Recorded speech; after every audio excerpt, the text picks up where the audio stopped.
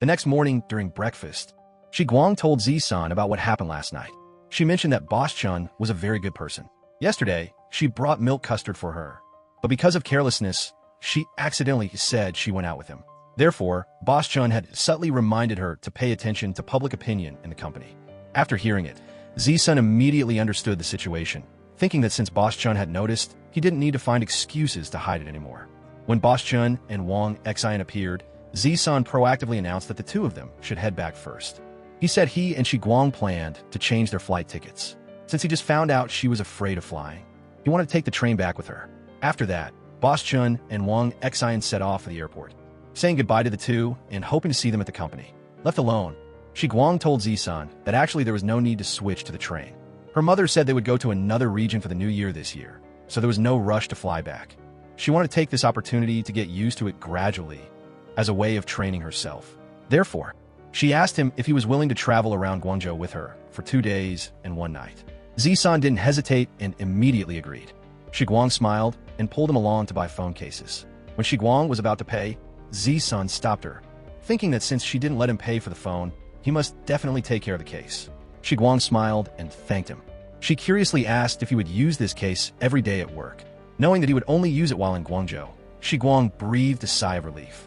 The next morning, Engineer Wei led Shi Guang and Zisan to tour the company's solar garden, introducing it as a project built 2 years ago with a battery system that was still simple and incomplete. Regarding the concern about lack of light, he explained the company used ground source heat pumps to store excess energy, which Shi Guang recorded carefully. While talking, Engineer Wei noticed Zisan carrying a bag for Shi Guang and couldn't help but be curious. But he still enthusiastically answered all her questions and even wanted to add her on WeChat to easily send documents later. When he joked if it was okay to let the boss carry her bag like that, Shi Guang explained that her company had a project-based responsibility system. Since she was in charge of this project, it wasn't strange for Boss Lin to assist a bit. Hearing that, Engineer Wei smiled and praised her boss for being so good, while also casually mentioning the phone case looked very special. Shi Guang just laughed shyly and quietly hid her phone behind her back to avoid him seeing that they had matching cases.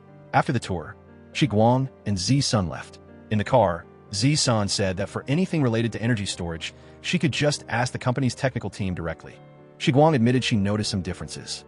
A few days ago, while discussing the small flower garden design with the technical department, she was asked so many questions she didn't understand, making her feel extremely stupid.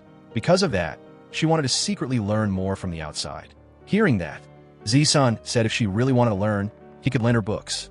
Even he didn't know anything when he first became deputy GM and had to quietly teach himself just to save face in the company. Shi Guang felt that working outside her field was indeed very hard, but she sincerely thanked him. Then the two of them went to eat, visiting shops one by one according to a food map. On the street, Zisan even helped her take photos. Seeing Shi Guang looking at the phone case and laughing, he explained it was his childhood idol. Shi Guang teased, asking if his idol was a monkey, then laughed when he said it was Sun Wukong, just drawn a bit more round. She apologized for not recognizing the great sage equal to heaven, while curious why such a powerful character was drawn so cute, round, and fuzzy. Taking the chance, she curiously asked who else he idolized. Zisan said he had many idols and even ranked them on a white wall based on intelligence and combat power, like a private world of his own. Hearing that, Shi Guang thought that with such a lively and naughty personality, Zisan must have given his parents quite a few headaches when he was little. While talking, she suddenly remembered they had missed the sham saying roasted goose.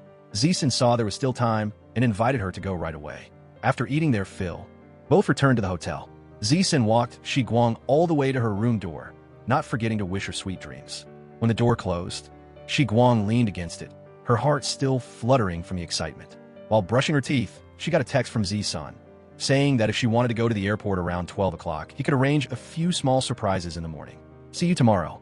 Shi Guang looked at the screen and smiled unconsciously. The next morning, Shi Guang found out the small surprise was food.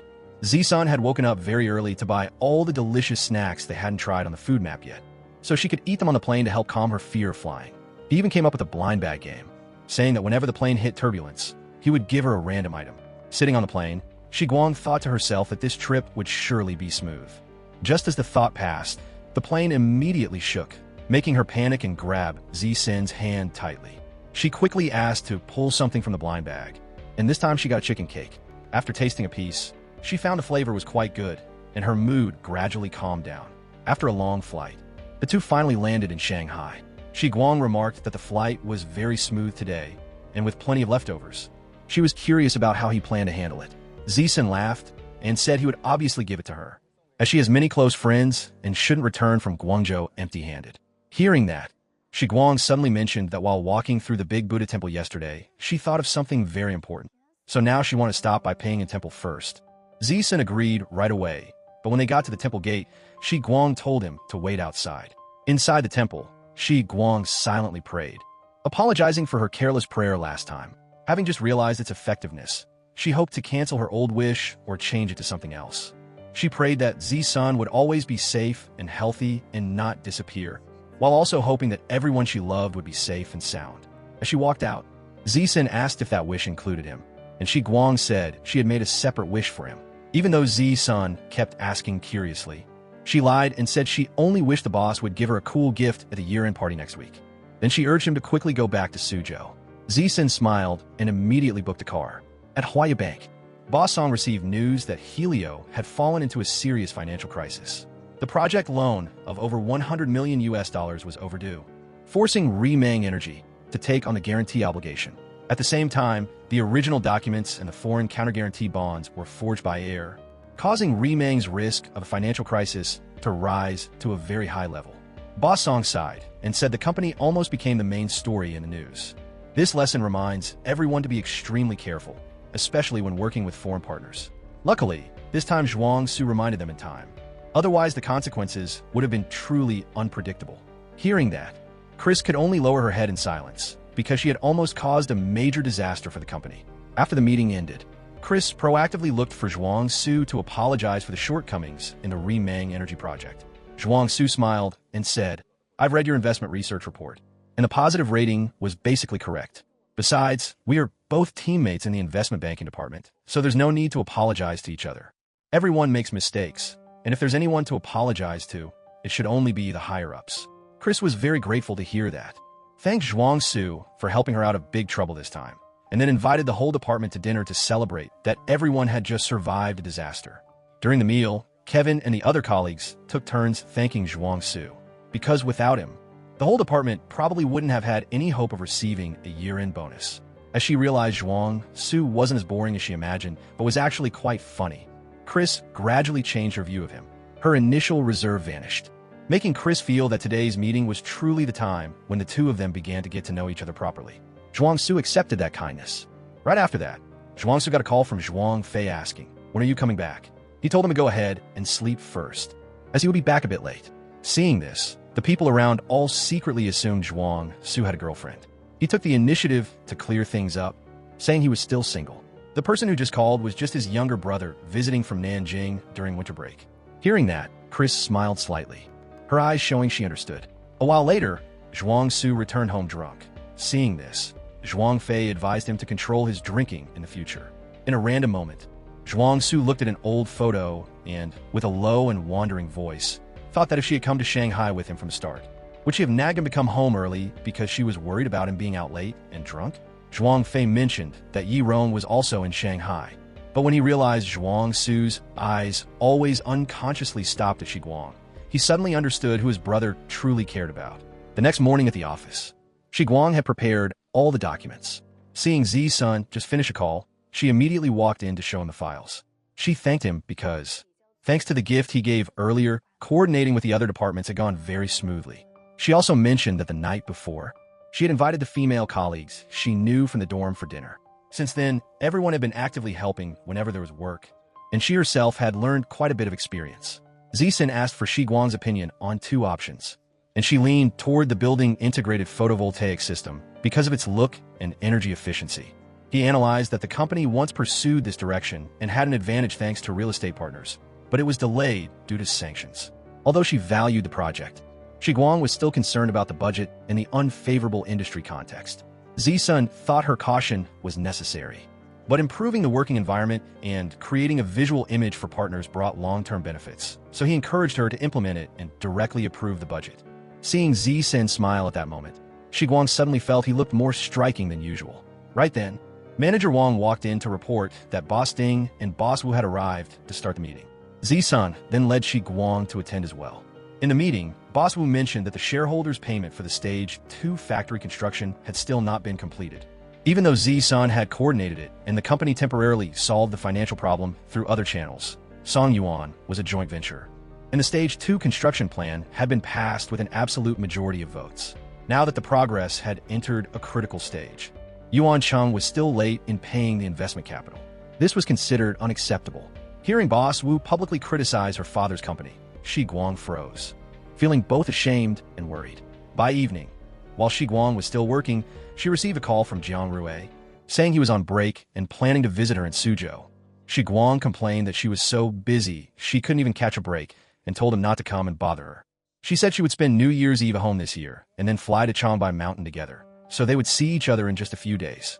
Jiang Rui wondered why the overseas skiing plan changed to Changbai Mountain. Shi Guang explained that domestic trips were also good, and Changbai was both spacious and had great food. Realizing she wasn't happy, Jiang Rui guessed someone was making things hard for her, but Shi Guang denied it. She also mentioned the company was expanding the factory, and she found out her father still owed investment money.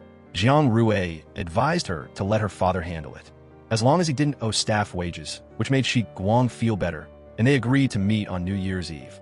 Not long after, Jiang Rui saw a message in the class group about a reunion and refused to join, saying he was going skiing at Changbai Mountain for the new year and couldn't make it. Zhuang Fei read this message in the group, and, seeing Jiang Rui say he was skiing with the Jiang family, secretly thought that Shi Guang would surely be going along on that trip. When Zhuang Su returned home from work, Zhuang Fei immediately heated up the food. During the meal, he asked if his brother had any plans for the new year. Zhuang Su said he had no specific plan and intended for Zhuang Fei to go home to spend New Year with her mother first, while he would return later on the 28th. After hesitating for a moment, Zhuang Fei tentatively suggested they go to Changbai Mountain together this year, saying he really wanted to try it once. Hearing that, Zhuang Su decided he would ask his mom the next day before finalizing the plan. The next morning at Huaya Bank, Chris and two colleagues were discussing where to go for the new year. Right then, Zhuang Su walked in, and everyone asked what he had planned.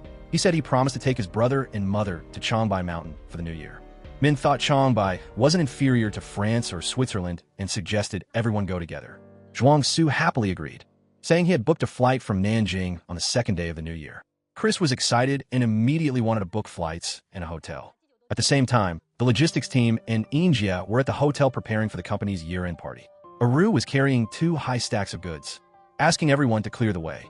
Meanwhile, Laka was walking backward while talking to Man Yin Yuan, not paying attention, so he bumped into Aru's crate and tumbled to the ground. He used his torn shirt as an excuse to cause trouble. Even though Aru explained she had stopped, and he fell on his own, Man Yin Yuan sarcastically blamed Aru's attitude. Laka kept yelling and forced her to pay for the shirt. Right then, Shi Guang appeared. Man Yin Yuan immediately looked down when she saw her. After hearing Aru's full account, Shi Guang suggested checking the hotel surveillance cameras. If it was her side's fault, she was ready to compensate and apologize. But if it was the other side's fault, then they would have to take responsibility. Zhao Fu saw the tension and stepped in to mediate, saying, "No need to make a big deal out of a small thing." Laka let it go for Zhao Fu's sake, but still intentionally demanded Shi Guang apologize sincerely, or else pay up. Shi Guang firmly insisted on checking the cameras to tell right from wrong. Aru was scared because the shirt was too expensive and she couldn't afford it. Man Yin Yuan, afraid of Shi Guang, hurriedly advised dropping it, which finally made Laka stop. Zhao Fu wanted to pay for it, but Shi Guang refused. After the matter settled, Aru thanked Shi Guang for helping her out. Otherwise, that group would have surely kept causing trouble. Shi Guang reassured her it was okay. Ai Ku asked Tian Tian about Man Yin Yuan and learned her mother was Chung Yuan's first love, and everyone knew her true status. Soon after, Man Yin Yuan went home and told her mother, Fongping, that she met Shi Guang today. She made sarcastic remarks, saying Shi Guang was doing tiring, heavy lifting work and looked poor, but still acted like she was high and mighty and had never respected her. Fongping immediately told her daughter not to talk bad about Shi Guang, warning that if she accidentally said it in front of Chung Yuan, it would be very troublesome, so she should only say good things. Man Yin Yuan pouted, remembering 2 years ago, the first time Chung Yuan took her to a party. Back then, because he heard the Jiang family wasn't going, he agreed to take her, only to run into Shi Guang. From start to finish, Shi Guang didn't pay any attention to her, just like today. Also after that time, Chung Yuan didn't take her to parties anymore. Fongping thought Shi Guang was exactly like her mother, with a noble personality. As long as they didn't proactively pick a fight, she wouldn't make things difficult for them.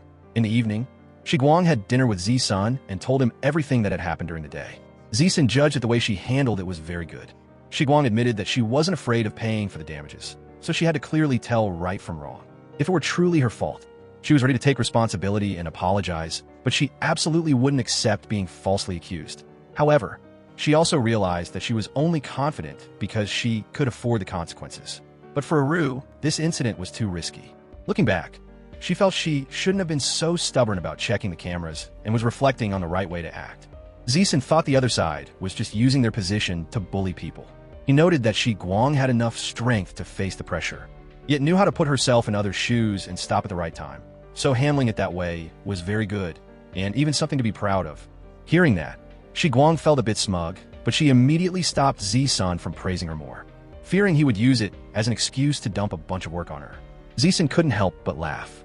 After that, Shi Guang showed him how she had arranged the banquet tables for tomorrow. When Zisun leaned in close to get a better look, the close distance made Shi Guang's heart race, and her face turned bright red. She quickly changed the subject, asking if he needed to memorize a few more couplets tonight so he wouldn't run out of things to say tomorrow.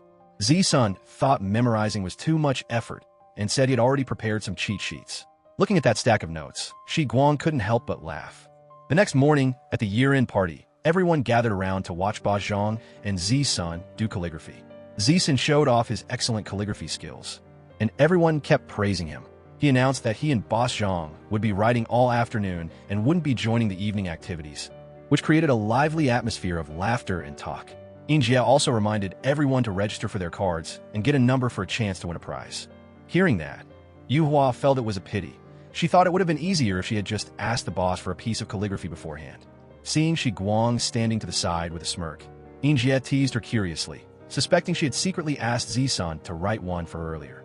Shi Guang explained it wasn't like that. She just suddenly thought that if she asked Zisun to write a pair of couplets for their dorm door, the text should be, written proof that there will be no overtime. That thought made everyone burst into laughter again. The party continued in a warm atmosphere as everyone raised their glasses to toast. After the departmental performances came the most anticipated moment, the prize drawing. First prize was a high-end skincare set. Everyone went up to receive their gifts one by one, but no one in Shi Guang's group was lucky enough to win. Right after that was the secret prize drawing, which was personally handled by Z Senator. The first secret prize was 7 days of paid leave, belonging to number 139. When Zisun took a photo with the winner, Shi Guang stood below looking closely at him, and she couldn't help but feel moved by how handsome he looked. By the time the party ended, everyone had a gift to take home, except for Shi Guang, Jia, and Yuhua, who were still empty-handed. Right then, Zisun drove by and offered to take the three ladies back to the company since they didn't win anything. Jia cleverly made an excuse to refuse, insisting that he take Shi Guang home first. Shi Guang said goodbye to her two friends and got into Zisun's car. In the car, Zisun remarked that Jia was a pretty interesting person. Shi Guang immediately disagreed, saying that they were all great people and only he had an issue. She didn't win anything, and then he purposely came up to them at the party just to tease them. Zisun laughed and explained that while he was on stage, he intentionally didn't look at Shi Guang because he was afraid that if he looked at her too long and she happened to win, it would look like cheating. He didn't expect her luck to be so bad today. Hearing that, Shi Guang felt even more resentful. Seeing this, Zisun took the blame and promised to treat everyone to a good meal after the new year to make up for it. Then he invited Shi Guang to take a walk with him. While walking, Shi Guang half-jokingly suggested that next year he should give her less work, so she would have time to take him to eat many delicious dishes. Zisun couldn't help but laugh, teasing that she was openly bribing her boss. Shi Guang curiously asked about Zisun's New Year plans. He said this year he would be in Beijing because his mother and her current husband were returning to the country, so he didn't need to go to Switzerland like every other year. Through that, Shi Guang learned more about his family background and found out his father had passed away a long time ago. She also shared her plan to spend New Year's Eve in Wuxi and then fly to Changbai Mountain for skiing. She was even more surprised to hear Zisun say he often skied in Switzerland, switching from twin-tip skis to snowboards, making her secretly acknowledge that he was indeed very talented. After that, both of them went onto the bridge to look at the moon. Zisun suddenly realized he still hadn't finished his plan for this year. He was naturally a person in a hurry when he was in school. He was impatient to skip grades, and when working, he just wished a day had 48 hours. This was the first time he felt that being slow and taking things gradually to get to know someone like this was so wonderful. Shi Guang just smiled slightly after hearing that. Not long after, Zisan took Shi Guang to the dorm gate and smiled, promising to see her next year. Before going up to her room, Shi Guang turned back to wave at him and walked away cheerfully. Watching her, Zisan felt his heart full of happiness. When the new year came, Shi Guang went home to spend it with her paternal grandparents. Grandmother called Chung Yuan to ask how far along he was.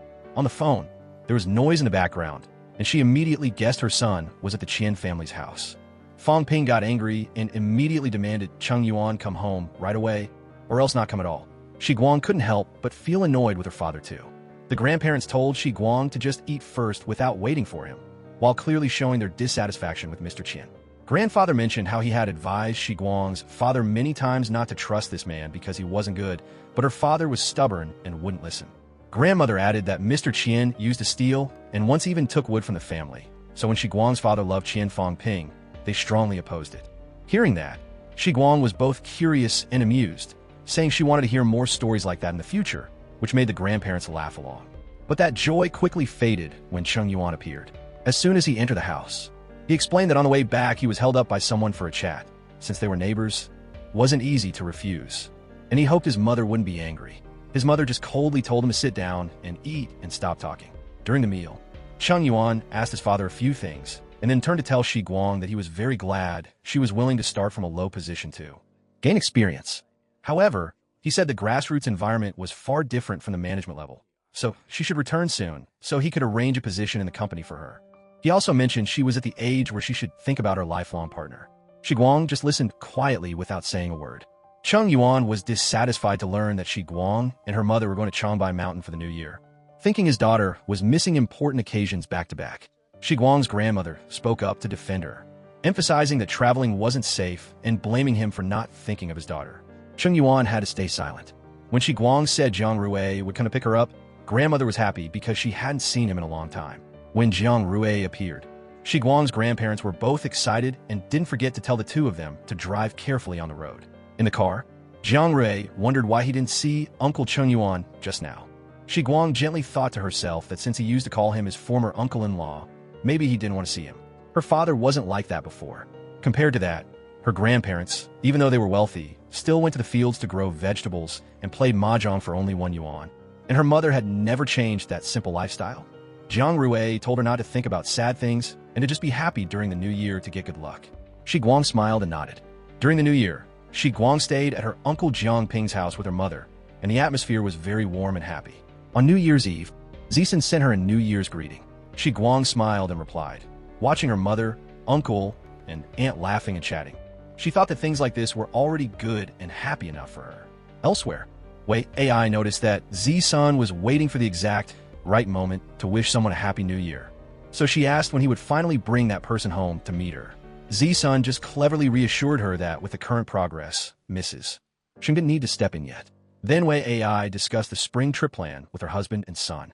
On the first, they would go to Beijing, and on the second, they would go to Chongli for skiing. Zisan thought about it and suggested changing to Changbai Mountain, thinking Chongli would be too crowded at this time. Right on New Year's Day, Shi Guang's family landed at Changbai Mountain. A guide was already waiting at the airport to meet the group. Xiao, who was assigned to stay close and handle everything for the next few days, while Shi Guang and Jiang Rui put the luggage in the trunk. She took the chance to ask Xiao where to buy skis and was told that the resort had a very complete shopping system, and they could find whatever they wanted to buy. Jiang Rui took the opportunity to tease her, making Shi Guang chase him because he dared to talk bad about her. On the long, bumpy road, everyone watched the scenery on both sides. The white snow stretched out so far that no one wanted to look away. Shi Guang was taking photos when she got a text from Z Senator. He had talked to his mom and had an idea for the name of the flower garden, asking if the name Lu Guang Garden was okay. She smiled and reminded him not to talk about work now and to chat with his family instead. Zisan asked if she had reached Shanghai yet. Seeing Shi Guang smiling while texting, Jiang Rui curiously got close, but she was still pouting and didn't care to notice him. Jiang Rui dropped a hint that he had discovered a huge secret about her when he was home. Knowing a day late would be much less fun. Yet Shi Guang wasn't curious at all. After the long road, the car finally reached the hotel. As soon as they stepped out, everyone couldn't hide their excitement because the scene was beautiful, like something out of a fairy tale. Xiao, who introduced the resort, which consisted of a regular hotel and a villa area. This year, the villas were fully booked early. Shi Guang's group stayed in the regular hotel area. After checking in, Shi Guang asked Zhang Rui to take a few photos of her in front of the hotel and immediately sent them to Zisan to report that she had arrived. At that moment, Zisan was packing his suitcase, and seeing the message, he smiled and sent a thank you, which made Shi Guang wonder. She didn't understand what he was thanking her for. The next morning, Shi Guang's family drove on the snow and ice roads of Shanghai. The experience was both new and exciting, but it was enough to make Shi Guang and Shen Shu's heart skip a beat. Shen Shu suggested that Xiaohu arrange quieter activities, so the group switched to taking souvenir photos. After taking photos to their heart's content, Shi Guang's mother planned to go to the hot springs after dinner. Shi Guang immediately agreed, but Zhang Rui disagreed, thinking that was a plan for middle-aged people. Since they were here, they had to go skiing. Saying that, he ran to buy ski gear for Shi Guang. Shi Guang explained to Zhang Rui that she only planned to buy clothes and protective gear and would rent the skis because she was too lazy to carry heavy things. Right after that, the two siblings walked into the store to choose outfits, while Zhang Rui and Shi Guang were focused on picking things. Zhuang Su's group also walked into the store to shop. Zhang Rui recognized Zhuang Su and greeted him, and accidentally, Shi Guang and Zhuang Su came face to face. Zhuang Su explained that his company had a group activity. The store staff brought the items and guided Shi Guang to try on the clothes first and then the boots. Shi Guang agreed and walked into the fitting room, feeling both nervous and tense knowing Zhuang Su was standing outside. Outside, Zhang Rui watched Zhuang Su chatting with colleagues and thought to himself, what a coincidence. Zhuang Su also came to Shanghai Mountain. He wondered if Zhuang Fei had secretly leaked his message in the group, but the man said it was a company activity. Zhang Rui remembered the maid telling him that Zhuang Su came by the house while Zhang Rui and Shi Guang were supposedly studying abroad. That day it was raining hard, and she told him the kids had gone overseas, so he left right away. Zhang Rui explained, we were only on exchange program, not studying abroad, which made the maid smile, saying she couldn't tell the difference. When Shi Guang finished trying on her gear and walked out, Zhang Rui quickly stood in front of her so she wouldn't see Zhuang Su and feel awkward, but Shi Guang's eyes still curiously glanced at Zhuang Su. A staff member brought boots for Shi Guang to try on, just as Chris reminded them to get sizes for the two guys. The staff mentioned there was a customer trying on boots and asked them to wait a bit. After trying them on, Shi Guang decided on the boots and paid for the other clothes too. After shopping, Zhang Rui said to Zhuang Su, we're heading out first. Zhuang Su replied, see you later. Zhang Rui knew that seeing Zhuang Su again would bring up complicated feelings for Shi Guang. So he told her if she didn't want to ski that evening, she could go to the hot springs with him. Shi Guang felt that since she bought the gear, she had to go. Zhang Rui was worried she'd be distracted and have an accident, especially with him skiing there too. But Shi Guang reassured him, saying, I was just wondering why a certain roommate wasn't here, but now it has nothing to do with me anymore. That evening, Shi Guang and Zhang Rui went skiing. Just like Zhang Rui described, every time Shi Guang skied, it was a funny sight like a clumsy, hairy crab walking. Zhuang Su's group was also there, and Shi Guang, who didn't know how to ski, kept falling, making Zhang Rui unable to stop laughing as he constantly ran over to help her. Zhang Rui also told Shi Guang to practice a few more laps so she could really enjoy skiing. After they finished, Chris gathered everyone for a souvenir photo. Seeing Shi Guang walking over, Chris asked Zhuang Su to ask her to take a group photo for them. Zhuang Su was a bit hesitant, but Chris immediately ran over to ask Shi Guang, and she couldn't refuse. However, Shi Guang's hand was shaking, making the photo blurry. Zhang Rui, who was skiing nearby, saw this and immediately ran over, took the phone, and said Shi Guang's hands were cold so he would take it. When the photo was done, Zhang Rui returned the phone to Zhuang Su. He handed it to Chris, and Zhang Rui quickly asked Zhuang Su to take a few photos of him. Then, Zhang Rui went over and told Shi Guang to give him her phone so he could ask Zhuang Su to take a photo of him. He put his arm around Shi Guang's shoulder and told her to smile brightly. Shi Guang smiled at the camera, and in the small frame, Zhuang Su saw Shi Guang's pretty face. His heart suddenly ached, and he unconsciously smiled along. While snapping the photo, Zhuang Su accidentally saw a message from Zisun to Shi Guang, and his heart sank. Zhang Rui realized that Zisun's profile picture was exactly the same as Shi Guang's phone case, and guessed they were dating. Zhuang Su immediately gave the phone back to Zhang Rui and quietly left. Zhang Rui didn't miss the chance. He ran after Zhuang Su and asked about what happened over the summer when Ms. Zhang said he had come to the house to look for him. It turns out one summer night, the rain was coming down in buckets, and Zhuang Su unexpectedly stopped by Zhang Rui's house. He arrived in a state of shock after hearing that Zhang Rui and Shi Guang had gone to study abroad. Standing frozen in the heavy rain, Jiang Rui heard Zhuang Su say that it was all in the past and felt relieved because he no longer needed to explain or say anything to Shi Guang. He walked over, took his sister's hand, and the two of them returned to the hotel. While gathering with his group of friends to eat and drink, Zhuang Su still couldn't escape his wandering mood. He spent his time drinking his sorrows away while everyone around him laughed and chatted. Chris noticed his heavy heart and told Kevin that he was even less reliable than Zhuang Su's debut. Kevin suggested forming a singing group and picking a name. Zhuang Su mentioned the name the Pine Tree Seeds of Huaya. After hearing that, Kevin could only complain, "I'm so depressed, I don't even want to debut anymore," making the whole group laugh. The atmosphere stayed lively as everyone invited each other to play truth or dare. When it was Chris's turn, Kevin asked how many times she had been in love. Chris answered twice. The game turned to Zhuang Su, and luckily, or unluckily, it landed right on him.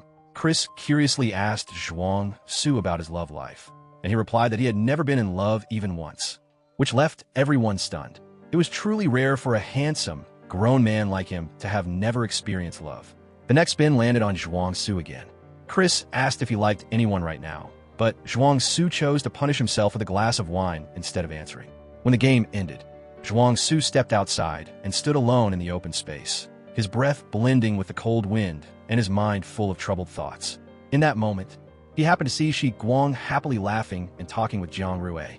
Chris stepped out and recognized the scene, telling Zhuang Su that this was his student and his sister also staying at this hotel. Chris also mentioned that at the ski slope today, he seemed a bit shy when asking Shi Guang to take a photo, but she sensed something special between the two of them. Zhuang Su explained that originally this trip was arranged by his younger brother, but then his brother got gastroenteritis and couldn't join. Chris advised him that if he liked her, he should be bold and go for it, because drinking alone wouldn't solve anything. Zhuang Su shook his head, denying the misunderstanding and saying nothing was going on. Besides, if he remembered correctly, Shi Guang already had a boyfriend. Later, back in his room, Zhuang Su called his younger brother to check on his health. Zhuang Fei said he was feeling better but felt bad for missing the trip to Shanghai Mountain. He asked how the trip with the colleagues was going and if anything interesting happened. Hearing that, Zhuang Su asked pointedly, "Did you know Jiang Rui would be at Shanghai Mountain?" Zhuang Fei answered, "I think you should give yourself a chance because since I was little, you taught me that if you want something, you have to work for it." Hearing that, Zhuang Su said, "Don't do something like that again. Besides, Shi Guang already has a boyfriend, so how am I supposed to win her over? Should I just steal her away?" Tap 20 to 22 after returning to the hotel. Shi Guang and Jiang Rui relaxed. Shu announced the ski gear was ready and reassured them about the coach, telling Shi Guang to shower to stay warm. Shi Guang ran to her room, her mind still on the photo Zhuang Su took of her and Jiang Rui. She remembered asking Jiang Rui why he asked Zhuang Su to take their picture. He explained he just wanted Zhuang Su to feel what it's like to have cold hands. He said he wished there were a super handsome guy by her side, so they could ask teacher Zhuang to take their photo. He also added that it's normal not to like someone, but it's not okay to play with someone's feelings by acting interested one moment and not the next. His words made her feel much better. Since Zisun hadn't replied to her text yet, Shi Guang checked her phone after her shower. A photo of the hotel she was staying in popped up, making her jump. She ran to the balcony.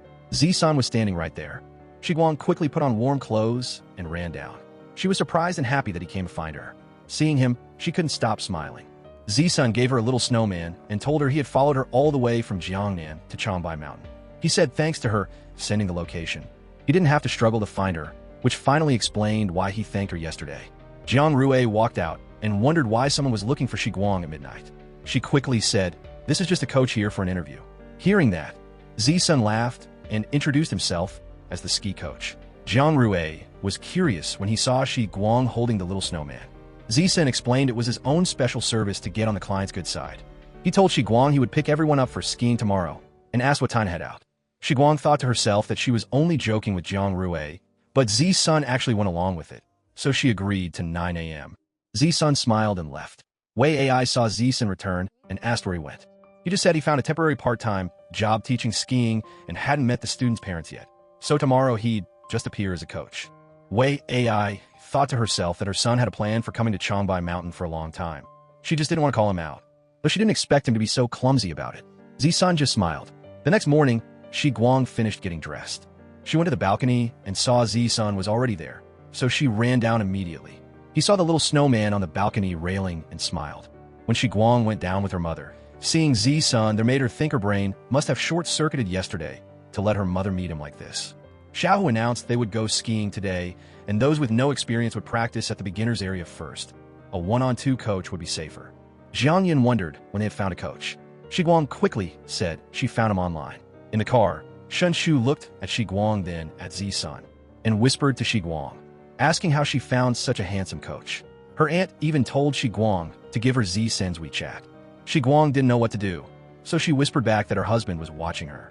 Hearing that, her aunt said she was just asking for Shi Guang's sake to see if the coach would stay all day and how the pay worked. Z-Sun explained that he had chatted with Shi Guang online and planned to do a trial run to see the quality before discussing payment. Jang Yin reminded him that they still had to calculate the hourly wage, and then asked for the coach's name. Z-Sun humbly replied that she could just call him Shaolin. When the whole group arrived at Shanghai Mountain, Shi Guang joked, "Maybe in an hour, you'll suddenly say you have something to do and vanish into the endless snow." Z-Sun replied that since her mother mentioned hourly pay, he couldn't bear to leave. When he started teaching her to ski, Z-Sun saw that Shi Guang's posture was off and guided her, saying she needed to adjust her stance and not overwork her calves, keeping her center of gravity slightly back or else her legs would hurt. Shi Guang said worriedly that because she was afraid of falling, her balance was skewed. Zhang Rui saw that his parents and aunt were only busy taking photos, and Shi Guang had Z-Sun, so he knew he was the lonely one and went skiing by himself. Seeing that, Shi Guang told him to ski with her, and Z-Sun went behind her to protect her. After a while, Shi Guang suddenly stopped, breathed a sigh of relief, and told Z-Sun that she felt like she was flying on a sword, but she needed to practice a few more laps so she wouldn't crash into others. Z-Sun mentioned that he hadn't skied the beginner run here yet and would go test the slope and snow conditions first while she took a break. He went to test the path while Zhuang Su's group prepared to ski on the run above. Kevin accidentally saw Shi Guang and said to Zhuang Su, "Your student's sister is really pretty. Why is she alone? Should we call her over to play together?" Chris reminded him that she already had a boyfriend. So Zhuang Su stayed silent. When Shi Guang prepared to ski, she saw Zhuang Su but said nothing and headed straight down the slope. While skiing, another person accidentally cut into her lane, making Shi Guang wobble and almost fall. She screamed in fear, but Z-Sun calmly rushed over, put his two poles aside, and opened his arms to catch her. Zhuang Su stood watching worriedly but didn't interfere. Z-Sun smiled and asked her, "So you didn't want to crash into anyone?" Shi Guang asked worriedly if she had hurt him. He reassured her that the speed and quality of the collision just now weren't enough to be dangerous. When he saw Zhuang Su, he nodded a greeting, and Zhuang Su nodded back. Chris remarked to Kevin that the girl has a boyfriend with her, and he's a top-tier handsome guy. Kevin wondered if they were in love. Why weren't they holding hands? That comment made Zhuang Su think. Afterward, Z-Sun and Shi Guang took the cable car to the beginner slope. He reminded her to just ski normally and not be afraid because he would always be by her side. When getting off the cable car, Shi Guang almost fell, but luckily Z-Sun caught her in time. After regaining her composure, she continued skiing. Feeling much more secure, she sped down the slope, feeling as excited as if she were flying. Z-Sun took the opportunity to constantly take photos of Shi Guang, capturing every moment of her enjoyment and confidence. Seeing that, Shi Guang teased, "Don't take pictures." Zhang Rui even told her she skied as clumsily as a hairy crab from Yangqing Lake. Z-Sun only smiled, thinking that was normal, since everyone came from Jiangnan anyway. On another side, Wei AI complained to her husband that she had been at the intermediate run all day but didn't see any sign of Z-Sun, so he had clearly tricked her. Meanwhile, Z-Sun was sitting and eating with Shi Guang's family, and the atmosphere was very happy. Jang Yin looked at everyone and suggested they stop skiing and find a gentler activity. Hearing that, Shen Shu arranged for Zhang Rui to go with Shi Guang tomorrow, while Coach Xiao Lin stayed with the young group. Then Shen Shu casually asked about Z-Sun's background. When hearing Z-Sun say he was currently working in Suzhou, she immediately realized Shi Guang was also working there and curiously asked more about his job. Just as Z-Sun was about to answer, Shi Guang cleverly changed the subject by giving food to her aunt. Right then, Wei AI was posing for a photo when she suddenly saw Z-Sun eating with a group of people. She immediately walked into the shop, pretending to call for Coach Lin, complaining that he said he had left Shanghai Mountain and wouldn't guide her anymore. So was he taking another client? As soon as he saw his mother, Z-Sun choked on his food. Right after that, Z-Sun stood up and called her mom, then introduced her and Uncle Lu to Shi Guang's family. He also told his mother that Shi Guang was his colleague. Everyone thus misunderstood that the two were just colleagues. Z-Sun then explained that his family also came for a vacation at Shanghai Mountain. He happened to run into Shi Guang, so he played a joke on everyone and hoped for their forgiveness. The atmosphere became light, everyone was smiling. But unexpectedly, Wei AI and Jang Yin recognized each other. Returning to the hotel, everyone immediately asked Shi Guang about her relationship with Zisun. Facing Shen Shu's direct question, Shi Guang nodded and admitted he was pursuing her. Shen Shu was therefore very excited. While Fongping remarked that Zisun's personal qualities seemed pretty good, but his family background was a bit complex. At this time, Jang Yin told the story from many years ago at a Shanghai business party when she and Shi Guang's father were starting their business and had to rely on an acquaintance to attend. It was right there that she met Ms. Sheng and Boss Lin, but just a few years later she heard news that Boss Lin had an accident. On Zisun's side, Wei AI also told her son that the first time she met Jang Yin and her husband was at a party. At that time, they were just a small company but stood out from the crowd. She didn't have much of an impression of Chung Yuan. On the contrary, Jang Yin had a calm and proper aura that made people like her immediately. Later, because Chung Yuan was close to her eldest brother, the two sides stopped associating.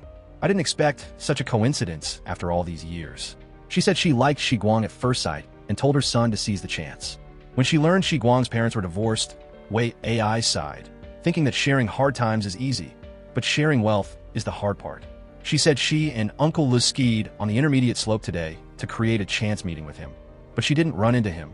Instead, she ran into relatives from the oldest aunt's family. I'm afraid his grandfather will soon find out I've returned, and a birthday celebration is coming up after the new year. Zisun said it seems like they plan to have a big event this year. Then he comforted his mom not to be sad because he understood how awkward things were for her. Wei AI thanked her son for understanding and said she was happy he was about to start dating and have his own family. She slowly told the story of how she chased Zisun's father back then. She was rejected at first, even many times, almost to the point of giving up. Until one heavy rainy day, she fell, and he rushed to catch her. From that moment on, she couldn't let go. Later, she found out the reason he rejected her was because he felt he didn't deserve her, but she didn't accept that reason. Back then, she was so confident that as long as they loved each other, they could overcome anything. At first, things were really smooth, but because Zisun's father was so outstanding, it made quite a few people wary. Eventually, he was framed and made a mistake. His grandfather knew he was innocent, but still sent him to a far-off place. Before leaving, his father told her not to be angry at his grandfather, and his grandfather said it was just a temporary plan and he would return after a year. Unexpectedly, that trip lasted for many years, and in the end, his father lost his life because of his own uncles. She regretted choosing him at all costs and telling him to work at Chung Yuan, which changed his fate, yet she couldn't protect him, letting him lose his life in a foreign land while still so young. Hearing that, Zisun kept crying, hugged his mom tight, and told her not to blame herself because his paternal grandparents never resented her. Wei AI said back then she wanted to run away with him, but in the end, she left him with his paternal grandparents, which always made her feel guilty. Zisun gently replied it was okay, because until the moment his grandparents passed away, the thing they wanted most was for him to grow up healthy and without holding on to hate. Wei AI smiled and thanked her son for understanding. Shi Guang sat alone in her room, full of thoughts. She suddenly realized that even though Zisun usually looked open-minded and relaxed, his childhood had gone through so many ups and downs, and he didn't even have his mom by his side. Before that, she had heard Uncle Fongping say that in recent years, the Sheng family had grown very strong, but because of that, the spotlight of the sons in the house was completely overshadowed by Shaolin's father. Then, Boss Lin was suddenly sent abroad for many consecutive years.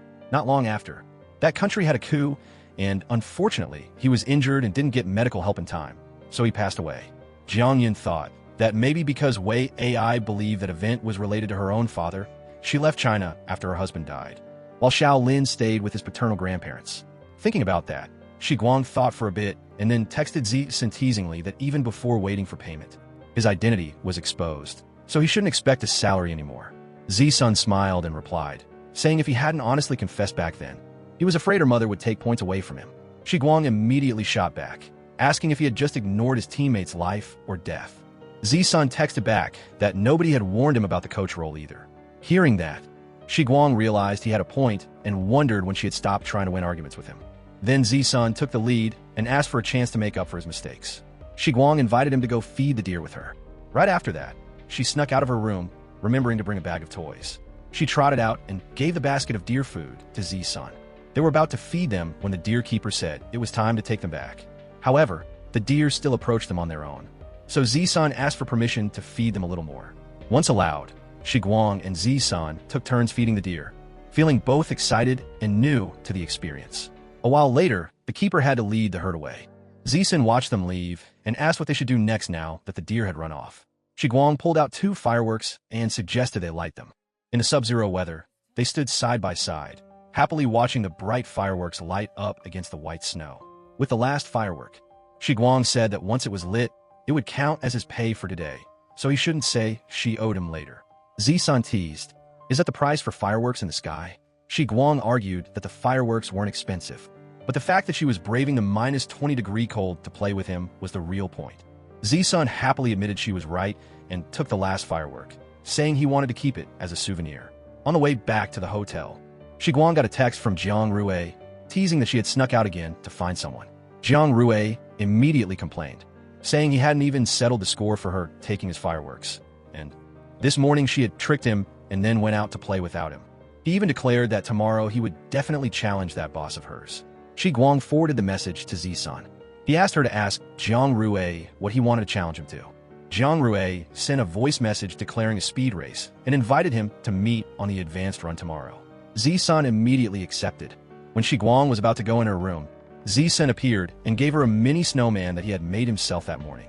Seeing the mini version of a snowman that looked like it was skiing, she immediately praised his skill and curiously asked what kind of snowman it would be tomorrow. Zisan said he would go back and think about it. Shi Guang smiled and said see you tomorrow. Zisan watched her walk in her room before he left. Once inside, Shi Guang immediately went to the balcony and placed the new snowman next to the one from the day before. Because it was so cold, she hurried back inside, but still stood there looking at the 2 snowmen, one male and one female, out there, unable to stop smiling because they were so cute. The next morning, another snowman riding a reindeer appeared on the balcony. Shin Shu went down to the living room and wondered why Jiang Rui was nowhere to be found so early in the morning. Jiang Ping said the kids had gone out early. Elsewhere, Shi Guang told Jiang Rui and Zisan to go ahead and race and that she would wait for them at the finish line. Zisan suggested all 3 go up together since there was a cafe at the top where they could enjoy the view. Shi Guang agreed, and after taking the cable car, the 3 of them were at the mountaintop. Inside the cafe, Zisan and Jiang Rui started discussing the race route. Shi Guang left them to their talk and went outside to take photos. Right as she left, Kevin and Chris walked into the cafe, ordered drinks, and sat at the table next to Z Senator after agreeing on the race path. Zisan emphasized safety, saying that the competition was secondary and they shouldn't speed too much just to win or lose. Jiang Rui agreed immediately, but he also set a condition. If Zisan lost, he would have to automatically give up on pursuing his sister. Zisan argued that the race result had nothing to do with Shi Guang, and whether he won or lost, he would still pursue her.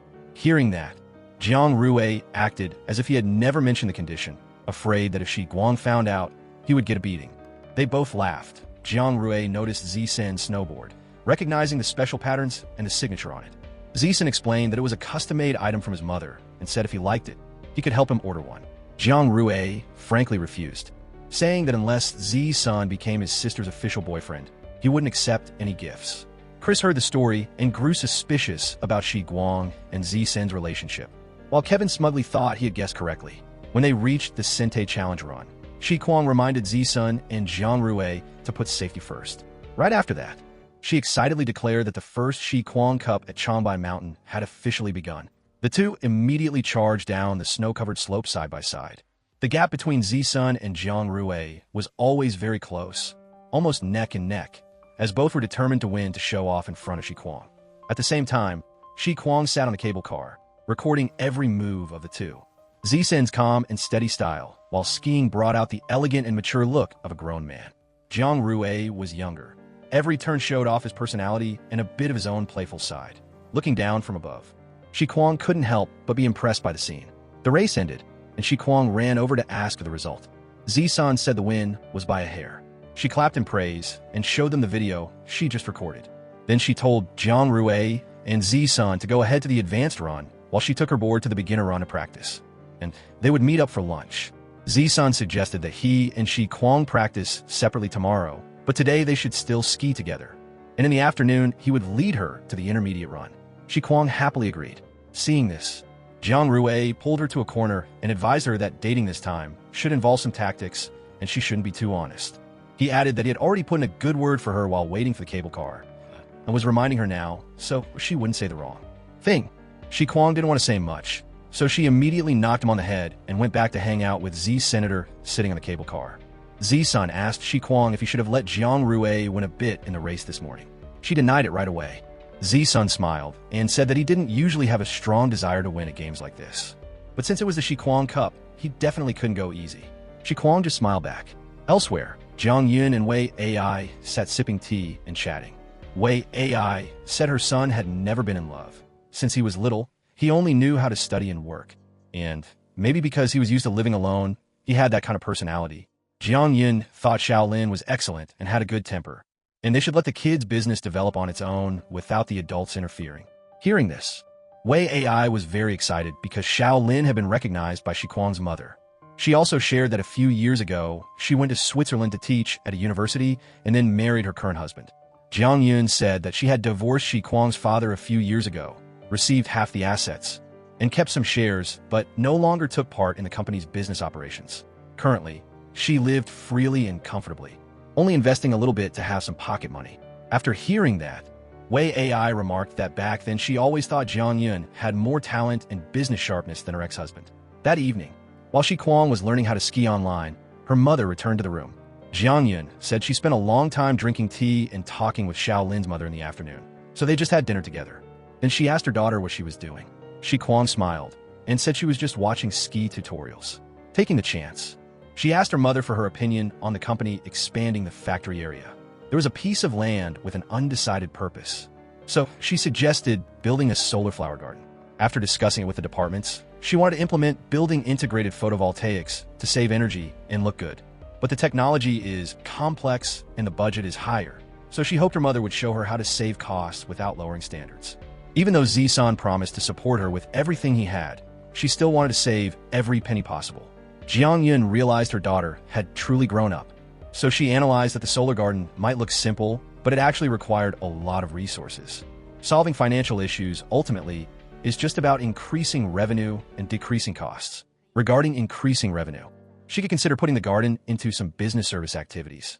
If the project is advanced and serves as a model for integrated photovoltaics, she could find opportunities to apply for policy subsidies. As for decreasing costs, she had to control every stage, from comparing material prices to personnel efficiency. Hearing that, Shi Guang immediately had an idea, thinking that comparing prices was her strength, and for the construction unit, she could consider the same team working on stage 2 of the factory. Jiang Yin added that the previous work stoppage was quite sudden for that unit, so this extra project could be seen as compensation. Shi Guang added that she had met with the technical department many times and highly valued their ability. Lin Zi's-san especially values the PRC technology that the team is researching. It's expected to reach mass production in the second half of this year or next year. However, there is also a problem related to the factory expansion that she only found out right before the new year, which was that her father's side had been consistently late in paying for the construction work. Even though no one in the company knew her identity, she still felt very embarrassed. Jang Yin thought that maybe he was facing financial difficulties and asked if Chung Yuan was putting on pressure. Shi Guang said she wasn't sure. But after Lin Zi-san took office, he had raised a large amount of capital, so the current financial pressure probably wasn't too heavy. Jang Yin remembered that as early as 2001, she had advised Shi Guang's father to invest in a photoelectric business in Wuxi. At that time, the government was also actively promoting investment, but he didn't think much of it. In 2006, she mentioned it again, and at first, he was still hesitant. Only after the Sheng family showed interest and put in a good word did he agree.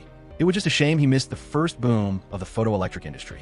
She told her daughter that if she did business later, she must remember that while pursuing profit, she needed to keep a calm mind and not be too greedy for fame or wealth.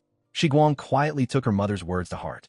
The next morning, Shi Guang, Jiang Rui, and Zi-san went skiing together. Jiang Rui asked if Zi-san had to leave tomorrow afternoon. He confirmed he would fly to Beijing tomorrow night. The day after, his mother and Uncle Liu would return to Switzerland, so tonight he wanted to invite the two of them for hot pot at a snow house. Both happily agreed, and then everyone split up to ski. In another corner, Kevin saw Zi-san skiing and said to Zhuang Su, "There's the guy chasing your student sister. His skiing posture is very free. He looks like a real pro." At this point, Zhuang Su only then knew that Zi-san was actually just currently pursuing Shi Guang. Right after that, Zhuang Su and Kevin skied together. While moving, another skier suddenly lost control and crashed straight into Kevin. The hard collision sent Kevin tumbling several times down the slope, and then he collapsed in the snow in pain and quickly lost consciousness. Right then, Zisun skied over. He immediately stopped to check the situation. Zhuang Su said Kevin was his colleague and had just been hit by someone else. Without hesitating, Zisun performed basic first aid while Zhuang Su called for help. When the rescue team arrived, Zisun suggested taking Kevin straight to the hospital for a CT scan. To avoid further risks, Kevin only managed to say a few broken words before passing out again. Noticing things weren't right, Zisun demanded an immediate transfer to the county hospital for a CT. He pointed out signs that Kevin might have speech issues, retrograde amnesia, and projectile vomiting, which pointed to a brain hemorrhage from the trauma. The rescue team realized right away he knew what he was talking about and asked him to ride in the ambulance just in case things got worse on the way. He didn't hesitate and helped them get Kevin into the ambulance, heading straight for the hospital. Zhuang Su and the management team followed right behind. In the ambulance, Zisun tried to call Shi Guang, but her phone was dead and he couldn't get through. He called his mother instead, telling her that he'd run into an injury while skiing that looked like a brain bleed and needed to stay with the ambulance. He'd likely be home late. Wei AI told him not to worry and to take care of the emergency first. Zisun tried calling Shi Guang a few more times, but still no luck. So he started writing a text. But as his eyes fell on his left hand, he paused and eventually didn't send it. Kevin was rushed into the emergency room at Tianqi County People's Hospital. As they pushed the gurney into the ER, Zisun quickly briefed them on the patient's condition. When the ER doors closed, Zisun stood outside looking through the glass, filled with emotions he couldn't quite name. Soon after, Zhuang Su ran over to check on the situation. Zisun told him Kevin was being treated and they needed to wait for the CT results to be sure. Zhuang Su thanked him and followed the doctor to handle the paperwork. Zisun walked outside the hospital for a breath of cold air, but his mind was still heavy with worry. Just then, a doctor ran out to say the chief wanted to see him. Zisun went back inside. Chief Lei Wei looked at him closely and said, Dr. Xiao Lu at the ski resort mentioned he used to be a neurosurgeon at Songshan Hospital. Lei Wei had actually trained at Songshan for over a year, but had never met him. Zisun calmly stated he had resigned in April of the year before last, due to a hand injury. Zhuang Su finally learned the reason why Zisun left the medical field. Hearing this, Lei Wei immediately realized who he was, the incredibly talented Dr. Director Liao always talked about, the one who had independently performed dozens of surgeries. Lei Wei said that if the CT looked stable, they planned to move Kevin to the city hospital, which had more experience. However, he shared that because they'd had cases of head trauma where patients couldn't be transferred in time, the county hospital had set up a neurosurgery department for emergencies. That was why he had gone to Songshan to train for a year. Right then, another doctor got a call from the medical affairs office saying the city hospital was overloaded because of a massive pileup in town. All their operating rooms were full. Lei Wei couldn't hide his worry. While the county hospital could do the surgery, their experience was limited and it might affect the patient's recovery.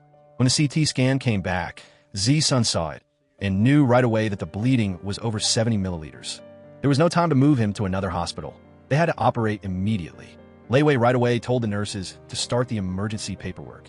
Then, Lei Wei asked Zisun to stay and help keep an eye on things. Zisun didn't hesitate. He felt that saving a life came first, and it was a responsibility he couldn't turn down. The surgery started quickly. Lei Wei was the lead surgeon, while Zisun stood outside watching.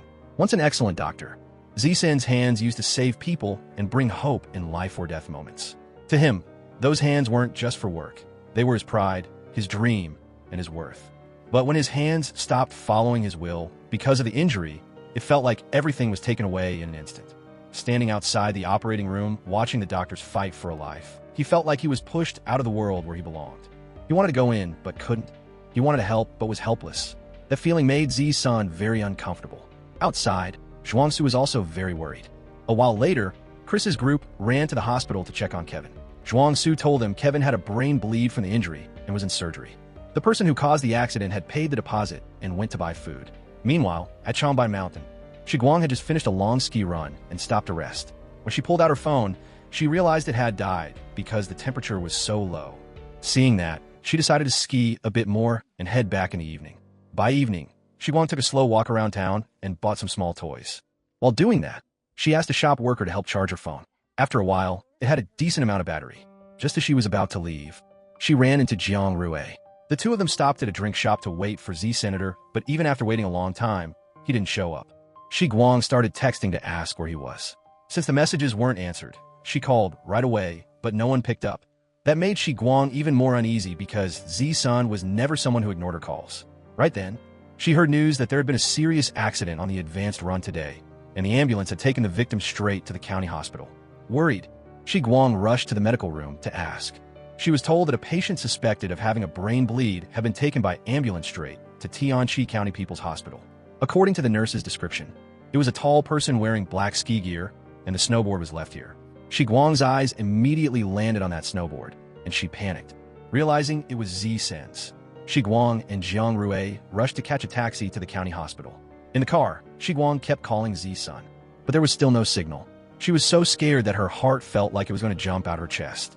In a panic, she called her mother and asked her to contact Wei AI to see where Z-san was. A few minutes later, Jang Yin called back and said she had tried calling, but no one picked up. That news made Shi Guang panic even more. As soon as she arrived at the hospital, Shi Guang rushed straight toward the emergency room. Just then, Dr. Lei Wei stepped out and informed everyone that the surgery was a great success. The tense atmosphere immediately relaxed, and everyone breathed a sigh of relief. Right after that, Shi Guang saw Z-san, and the emotion she had held back during the long trip burst out, making everyone around turn their eyes toward them. Shi Guang ran to Z-san's side, feeling both happy and worried. Dr. Lei Wei also made it clear that this successful emergency was mostly thanks to Dr. Lin being there at the right time. He was the one who suggested the rescue team get the patient to the hospital quickly, winning precious golden time. Z-san modestly said he only gave a few suggestions, and the doctors and the surgical team were the ones who actually performed the surgery. Chris's group and the others kept expressing their gratitude to Z-san. Once she confirmed Z-san wasn't injured at all, Shi Guang finally breathed a real sigh of relief. Z-san went to change his clothes, while Shi Guang sat outside and waited. Jiang Rue admired Z-san in his doctor role, and Shi Guang admitted he used to be a very good doctor. But in her heart, she was resentful because he hadn't contacted her. In the locker room, Z-san turned on his phone and saw a long list of missed calls and messages from Shi Guang. He immediately realized how worried she must have been during that time. At the same time, Shi Guang got a call from her mother, saying that Xiaolin's mother had reported that Z-san followed the ambulance to the hospital because he was worried about the injured person. Jang Yin added that Ms. Sheng probably knew about it early, but she just didn't pick up the phone because she was at the hot springs in the afternoon and it was raining. Those words made Shi Guang even more upset. In those rare moments when he could have spared a hand, Z-san still hadn't sent her a single text. She dragged Jiang Rue outside to wait. A while later, Z-san stepped out from the operating room area, and Chris told him that everyone was waiting for him outside. As he was rushing out to find Shi Guang, Dr. Lei Wei called him back and said he had just called Director Liao and wanted Z-san to say a few words. Over the phone, Director Liao reminded him that the previous offer was still open, believing it was also what his teacher would have wanted and that there were still many places that needed him. Those words made Z-san stand still for a moment. Outside, Jiang Rue saw Z-san run out and complained that he didn't understand why Shi Guang insisted on waiting outside while he was starving to death. However, Shi Guang was in no mood to think about food. She calculated the distance, comparing the taxi and ambulance times, and the more she thought, the more self-pity she felt. In such a long period of time, no matter how busy he was, Z-san could have sent her one message. Even if her phone was dead, she would have seen it when she turned it back on. Instead, she had run around everywhere looking for him like an idiot. The resentment surged, making Shi Guang feel left on the sidelines. In those most important moments of his, when Z-san only had time to say sorry, the emotions inside her went beyond her breaking point. Just then, a taxi stopped, and Shi Guang didn't hesitate to get in and leave. The taxi drove off, leaving Z-san standing there with guilt, unease, and worry filling his heart. On the way back to the hotel, Shi Guang went straight to her room, while Z-san, in another taxi, kept calling her but got no answer. The fear made his heart tighten and tears almost came out. He was afraid Shi Guang would really ignore him, and he wouldn't know what to do then. In a panic, he asked the driver to turn the car around. Meanwhile, Shi Guang, out of anger, had taken off the phone case and thrown it into a corner. Jiang Rue tried to drag her out for dinner, and the luxury dinner he kept talking about turned out to be just instant noodles, making Shi Guang stuck between laughing and crying. Jiang Rue just grinned and said having noodles was better than nothing. It was her own fault for getting mad and ditching him to come back early. He even teased that if it were him, he'd probably just take a few hits and call it even, instead of getting all worked up and teary-eyed like she was. But even Jiang Rue realized that maybe Shi Guang was being a bit too hard on Z-san this time. Shi Guang sat alone in her room, her mind a mess with a million overlapping thoughts. Outside, Zisun had appeared in front of the hotel, having prepared a lot of fireworks. Right at that moment, Jiang Rui accidentally looked out the window and texted Shi Guang to let her know that Mr. Lin had bought fireworks to win her back, telling her to get out there quickly. Receiving the news, Shi Guang reflexively stood up, intending to run to the balcony. However, her anger was still there, making her hesitate. She went back to her chair and forced herself to sit and read as if nothing had happened. On the balcony, Zisun looked up and saw only the 4 small snowmen quietly placed there. He couldn't help but feel sad. So he went and sat in front of the hotel entrance to wait for Shi Guang. While waiting, he took out his phone to text an apology and then took a screenshot of the whole screen to prove that the messages couldn't be sent due to a weak signal. That exact moment made Shi Guang unable to sit still anymore. She hurried out to meet Zisun, understanding that the messages weren't sent just because of the bad signal. She also wondered why he didn't explain this clearly at the hospital. Zisun admitted his mind was in a mess at the time, and he even had a selfish thought, intentionally not texting to see if she would worry about him. Hearing that, Shi Guang showed she was hurt, but also stated that even if a stranger were injured, she would still worry, let alone him. That made Zisun understand everything, knowing she had run to the hospital to find him while he was just stuck in a dead end. He felt guilty and apologized to her for that. Zisun took out the firework that he had previously claimed as his own. He recounted that, having just stopped by the hotel to get it back. He suddenly realized the reason why Shi Guang unexpectedly invited him to feed the deer and light fireworks the night before last. Maybe it was because she had heard her aunt and uncle tell his family story. It was only then that he understood. It turned out there were times when he was also that stupid. Shi Guang only felt that he apologized too much and wondered why he had to buy so many fireworks. Zisun thought the mistake he made was not small. If he hadn't prepared like this, he wouldn't have enough confidence to face her. Hearing that, Shi Guang immediately ran inside to find a lighter. Jiang Rui saw that and hurriedly ran down, snatched the lighter, and acted dissatisfied because she was forgiving him too quickly. Shi Guang explained that Zisun actually had texted. It was just that the signal was bad on the road, so it wasn't sent. Jiang Rui both breathed a sigh of relief and teased her, saying that being so easy to win over in a relationship wasn't good and advising her to stay angry for a bit longer, especially since he didn't explain everything at the hospital from the beginning. Shi Guang also hesitated for a moment, feeling that maybe she shouldn't soften her heart too quickly. Jiang Rui then egged her on to keep sulking while he would stand on his floor to supervise. Holding the lighter and preparing to step outside, Shi Guang suddenly froze. In her mind appeared the image of Zisun's hand injury, how he couldn't perform surgery, and the look in his eyes when he watched the doctors that day, as if he were remembering his own past self. She understood that the mess in his heart probably came from that. Thinking about this, Shi Guang didn't wait any longer and stepped out to give the lighter to Zi's senator. She ran to the firework box and saw all kinds of fireworks inside. After picking for a while, she took the kind that shoots straight into the sky. In an instant, the fireworks lit up, tearing through the night and making the sky look breathtakingly beautiful. From above, Jiang Rui pressed himself against the window and looked down, feeling both annoyed and sad because the fireworks were lit too early and he didn't get to see the whole moment. Right after that, the two of them switched to lighting sparklers. The popping sounds went off continuously, and combined with the sparkling lights, the freezing air seemed to warm up a bit. Shi Guang was excited, and a bright smile was clear on her face. But when she looked at Zisun, she realized there were still many things on his mind. Wanting to clear away that sadness, she immediately took a small sparkler, lit it, and handed it to him like a reward, hinting that someone else had benefited from the things he had learned in the past. Zisun smiled as he took the sparkler and expressed his gratitude to Shi Guang. Through the window, Jiang Rui witnessed the whole scene and could only sigh at how soft-hearted his sister was. Shi Guang turned to look at Zisun and pointed out bluntly that he really messed up today and didn't handle things perfectly, and she had put it all on his record. Zisun just laughed and promised to try his best so that this would be the last time he was recorded like that.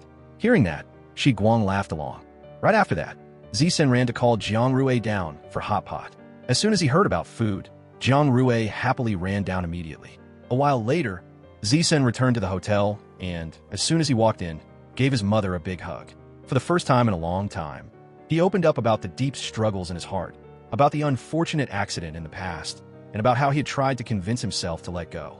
He thought he could do it, but for the past 2 months, he had been living in conflict. On one hand, he forced himself to forget the past and follow his heart to get closer to her, but on the other hand, he often blamed himself for being able to forget so easily. But today, everything seemed to have changed. He believed that from now on, he would no longer be tormented by it. It felt like he had truly been healed, although she didn't know the exact reason. Wei Ai was extremely happy to see her son find peace of mind.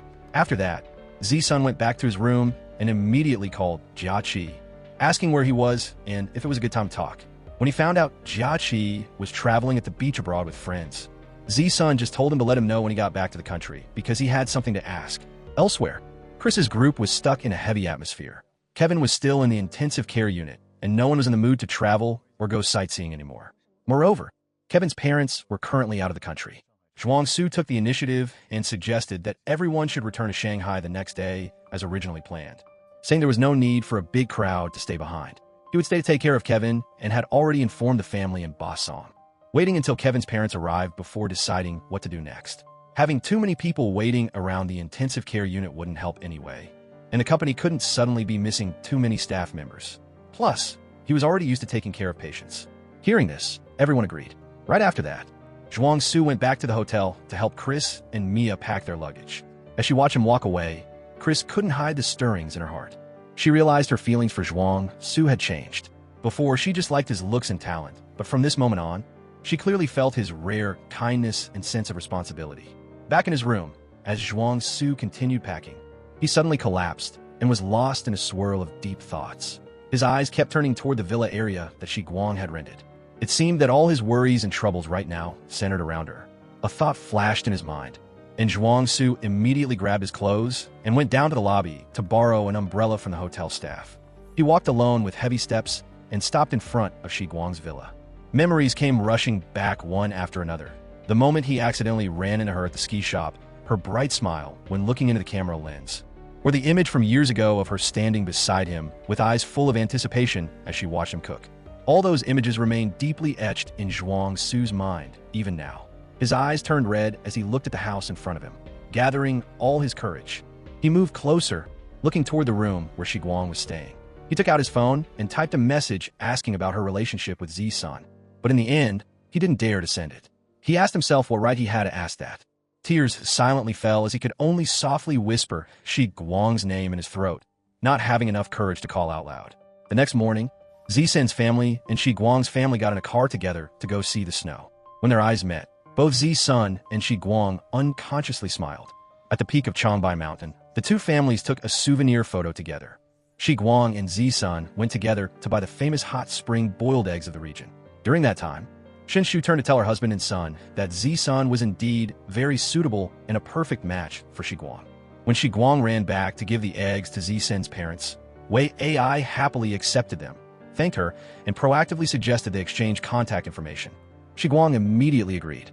Shinshu took the opportunity to ask Z-San about the ski coach's fee, and he replied that it had been paid in full, even with a tenfold bonus. Hearing that, Shi Guang stepped forward and gave an egg to Z-San, considering it an extra tip for him. Not long after, Uncle Liu and Wei Ai said goodbye to everyone to head off to Switzerland. Z-San politely said goodbye to Shi Guang's family and promised to meet Jiang Rui again for another competition. Somewhere else, Zhuang Su went to the hospital to visit Kevin and happened to run into Z-Senator, knowing he also came because of Kevin. Zhuang Su couldn't hide his gratitude. Z-Sen simply said it was what he should do and then hurriedly left for the airport.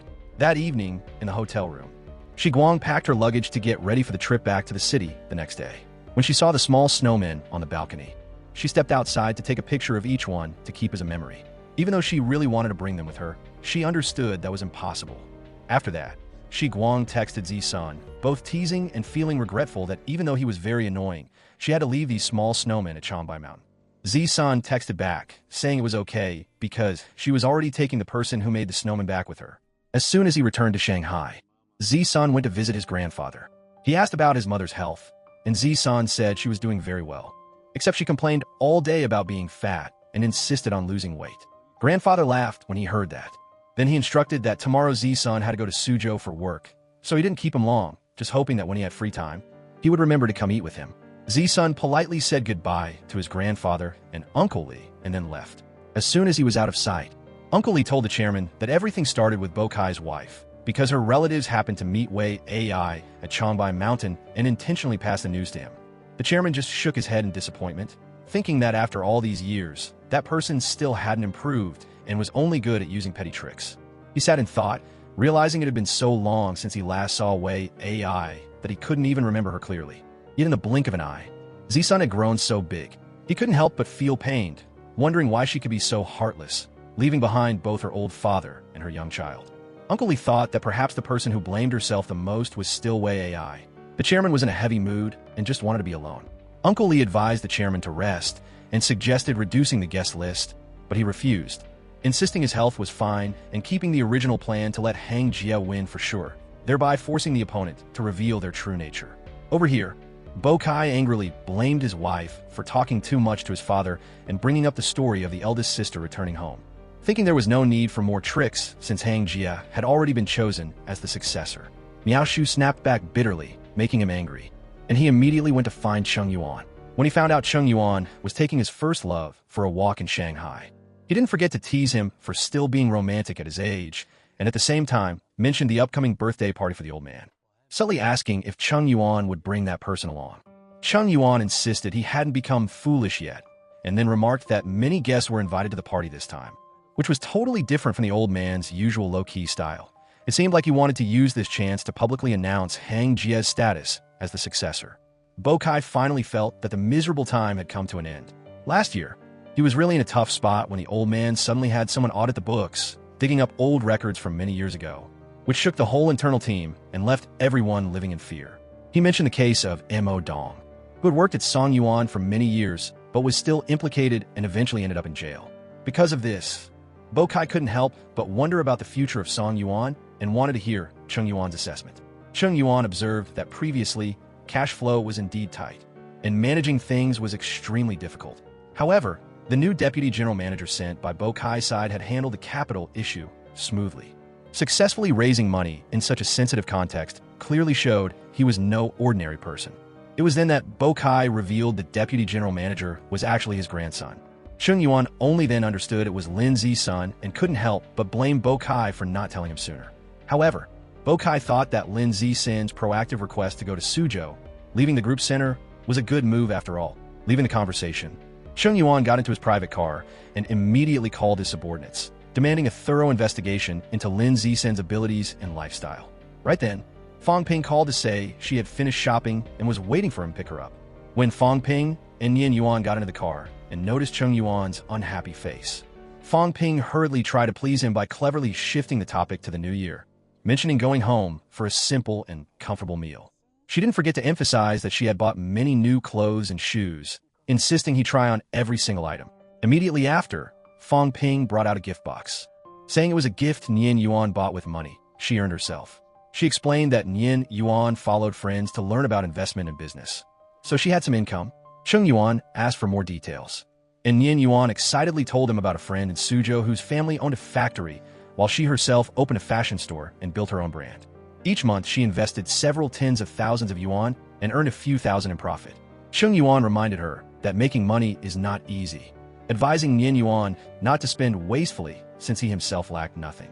Fongping immediately chimed in, saying it was the girl's sincere gesture and hoping he wouldn't refuse, even emphasizing that he must bring that gift to the birthday party. She also cleverly suggested that he should take Yin Yuan along more often in the future to broaden her horizons and make more connections. Chung Yuan then asked Yin Yuan if she wanted to attend Old Man Sheng's birthday party with him. Faced with that question, Yin Yuan looked scared and immediately refused. Seeing this, Fongping hurried to soothe him, praising Chung Yuan as someone who had been cautious and calculating since childhood. It was thanks to that caution that he could build such an enterprise today. Chung Yuan asked if the shopping money just now had used up the amount he transferred previously. Fongping denied it, saying she didn't spend much. So Chung Yuan said he would transfer more money and told her to give a portion to Yin Yuan. After the New Year holiday, Shi Guang returned to the company, bringing small gifts for her colleagues. Right after that, she discussed with the technical department that before the new year, she had submitted 2 options to Boss Lin, and after comparison, he fully approved of trying the more difficult level, building a photovoltaic system integrated directly into the building as a model. Hearing that, Boss Hua was clearly excited, though she couldn't help worrying that if the budget went up a bit more, Boss Lin might hesitate. Shi Guang reassured her that Boss Lin wasn't a coward, and besides, he had once said that even if they didn't know when the boom period would come, technological progress could never be achieved overnight. Regardless of what the future holds, proactively exploring and starting early is still necessary. Afterward, Shi Guang ran to recount the whole story to Senator Sun, just smiled, recalling the words he had spoken in previous meetings about not narrowing one's vision to just the European and American markets, but needing to pay attention to rapidly increasing demand in other countries. Shi Guang cleverly gathered all those viewpoints and attributed them to him as the guiding principle for this plan. Regarding the capital aspect, during the new year, she had asked her mother for guidance and was suggested different directions, so she decided to test them all one by one. Therefore, she asked Sun to help give a heads up to the purchasing, logistics, and finance departments. Sun didn't hesitate and immediately called Boss Chun, Boss Dong, and Boss Wu one by one to arrange the work. Shi Guang thanked him and quickly returned to the work routine.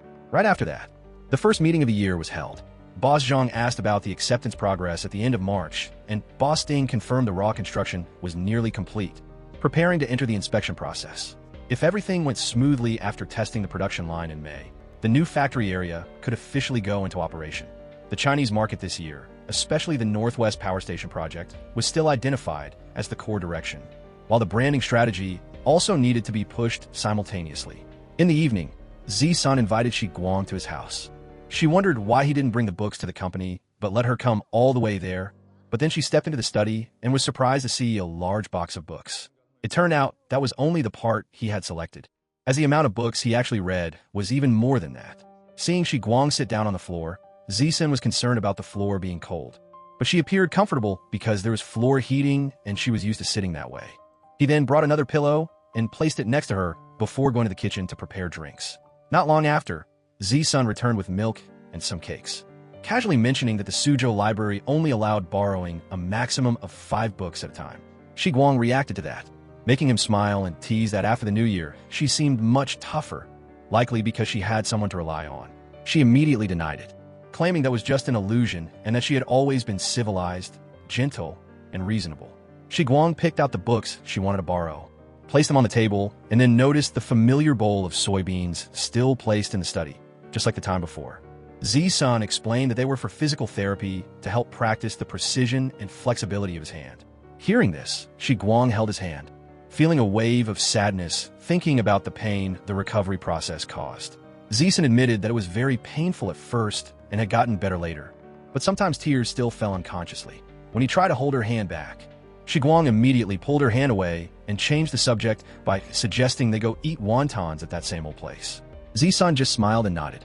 Right after that, Shi Guang suddenly remembered her pre-New Year promise about a big dinner for Jie and Yuhua. Sun confirmed he would arrange it for Saturday, but he didn't forget to tease her about how fast she was collecting on his investment. In the following days, Shi Guang and Sun worked together to implement the plans for the integrated solar system. Every stage was done professionally and by the book. Shi Guang met Boss Wu to find out the project status. Boss Wu said negotiating payments would be easy and told her to feel free to ask questions since she used to work in the finance department. At the end of the day, as Shi Guang was about to leave, Chung Yuan called to ask about the upcoming Lantern Festival and to see when she was coming back to Wuxi. Shi Guang said she wasn't coming home this week, that she had told her mother beforehand, and also had dinner plans with colleagues on Saturday night. Chung Yuan had already had someone look into Sun and knew his daughter was caught up in a workplace romance with him. Because of that, he immediately assumed the person she was meeting was Senator. He got angry and declared that if she didn't come back, he would go to Suzhou to find her. He said he would have lunch with a partner the next day and come to the company to pick her up in the afternoon.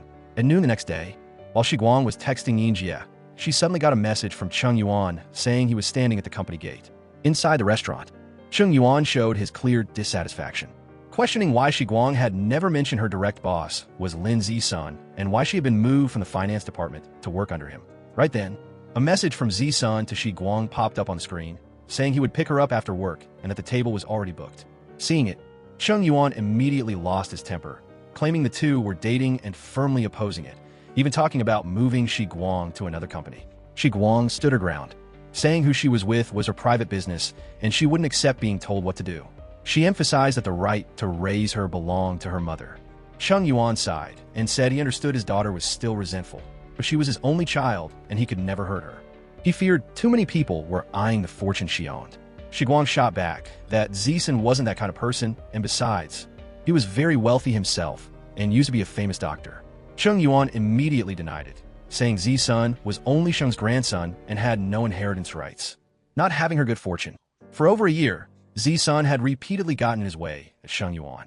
In Chung Yuan's eyes, Shi Guang was no match for him at all. He described Zisun as cold on the outside, but calculating on the inside, claiming his move to Suzhou had a clear purpose, to target his daughter. Shi Guang couldn't help but feel her father was both smearing Zisun and putting her down. She bluntly said that if someone really valued her for her assets, then that relationship would be even more stable than just liking her looks or personality. Because money in the bank is the thing that lasts. Chung Yuan finally had to tell the truth he had hidden for 2 years. Right around that time, Zisun was pursuing Yin Yuan. At that time, Shi Guang was also at Boss Vu's party, but she got annoyed and left early. At that party, Zisun went with Xianmin and had expressed interest in Yin Yuan. Later, Yin Yuan invited him to Wuxi to see plum blossoms. But a traffic accident happened on the way. If Yin Yuan hadn't told him herself, Chung Yuan wouldn't have known about these things. He emphasized that if Zisun was that eager for someone he barely knew like Yin Yuan, imagine how he would be with Shi Guang, his real daughter. Those words left Shi Guang stunned, standing still for a moment. Finally, she insisted she didn't believe it and turned to walk away. Right after that, Shi Guang caught a taxi to Zisun's house. She stood in front of the door for a long time, hesitating about whether to go in or not. Inside, Zisun was still practicing picking up soybeans for his recovery. When he went out to get water, he happened to see Shi Guang standing at his door, so he smiled and walked out. However, Shi Guang was in no mood for eating or hanging out. She immediately recounted the meeting with her father and mentioned the name Yin Yuan. Zisun's confused reaction made Shi Guang feel somewhat relieved, but a sense of unease still rose in her heart. She explained that Yin Yuan could be seen as Chung Yuan's adopted daughter, and according to him, the two met the winter before last at Boss Vu's party, and there was even a date to go to Wuxi to see plum blossoms. Hearing this, Zisun was completely stunned.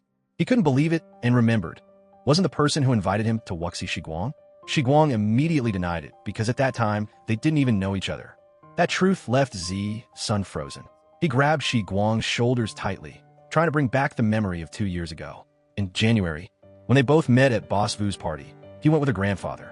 He hoped she would remember if he left any impression at all, but Shi Guang just shook her head blankly. Zisun was in shock knowing the truth, feeling a sense of disappointment and total chaos. For all this time, he believed Shi Guang had invited him to see the plum blossoms, and even after the accident, he didn't blame her. Now everything had changed, and he hurriedly called Jiaqi for his location to meet right away.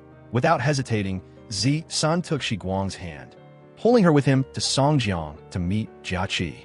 When Jiaqi saw Shi Guang, he looked surprised, wondering why she was with Zisun. Zisun focused on asking Jiaqi about the call 2 years ago. Did he mention the Wuxi trip, and specifically what did he say? Jiaqi bowed his head and admitted his mistake, saying if he had known that girl was so unpredictable, he wouldn't have introduced her. He also revealed that they had cut contact long ago, and even after telling her about Zisun's accident, she never showed up. Zisun immediately recounted the call from 2 years ago that Jiaqi made, so Jiaqi could confirm it. Zisun said, right after finishing his surgery, Jiaqi called telling him to come to Wuxi to meet a beautiful girl. He refused, saying, "Are you that free? No thanks. I don't need it." Jiaqi then said that last week Zisun attended his mother's party and that girl had liked him at first sight. When meeting her today, she even proactively mentioned the invite to Wuxi to see plum blossoms, and Jiaqi insisted that this girl was truly beautiful and was the daughter of Chung Yuan. Jiaqi confirmed the story and admitted he only recently found out she wasn't Chung Yuan's daughter and had hesitated over whether to tell Zisun. Then Jiaqi asked Zisun, "So you thought the person who invited you was Shi Guang?" Shi Guang heard the whole story and her eyes went wide. She couldn't believe everything happened like that. Zisun immediately took her home, driving in a state of extreme mental confusion, and Shi Guang also clearly felt that chaos. On the way back, she messaged Yinjie to cancel the evening, and Yinjie agreed right away. When he dropped Shi Guang at the dorm gate, Zisun sadly apologized and admitted he wanted to be alone for a bit. Shi Guang silently nodded and got out, watching his car disappear, a feeling of unease and worry rising in her heart that she couldn't suppress. Right after that, Shi Guang called her father. Chung Yuan guessed why she left in a hurry that afternoon as soon as he picked up, thinking she went to confront Zisun and advising her to listen and cut ties with him. In his mind, Shi Guang had been overprotected by her parents since childhood and had never experienced the evil hearts of people. Shi Guang calmly argued back. She understood that people's hearts could be evil, but the person carrying that evil definitely wasn't Senator. She bluntly mentioned Yin Yuan, asking her father exactly what he had heard from her. Yin Yuan once told him that Zisan had feelings for her, which is why she invited him to Wuxi to see the plum blossoms through Jia Qi. But Shi Guang pointed out an important truth that Yin Yuan had intentionally hidden. That invitation was given under the name of Chung Yuan's daughter. She purposely created a misunderstanding that made Jia Qi believe she was Chung Yuan's real daughter. Jia Qi didn't mention the name of the person who invited him, so Zisan thought from start to finish that the person inviting him to Wuxi was Shi Guang.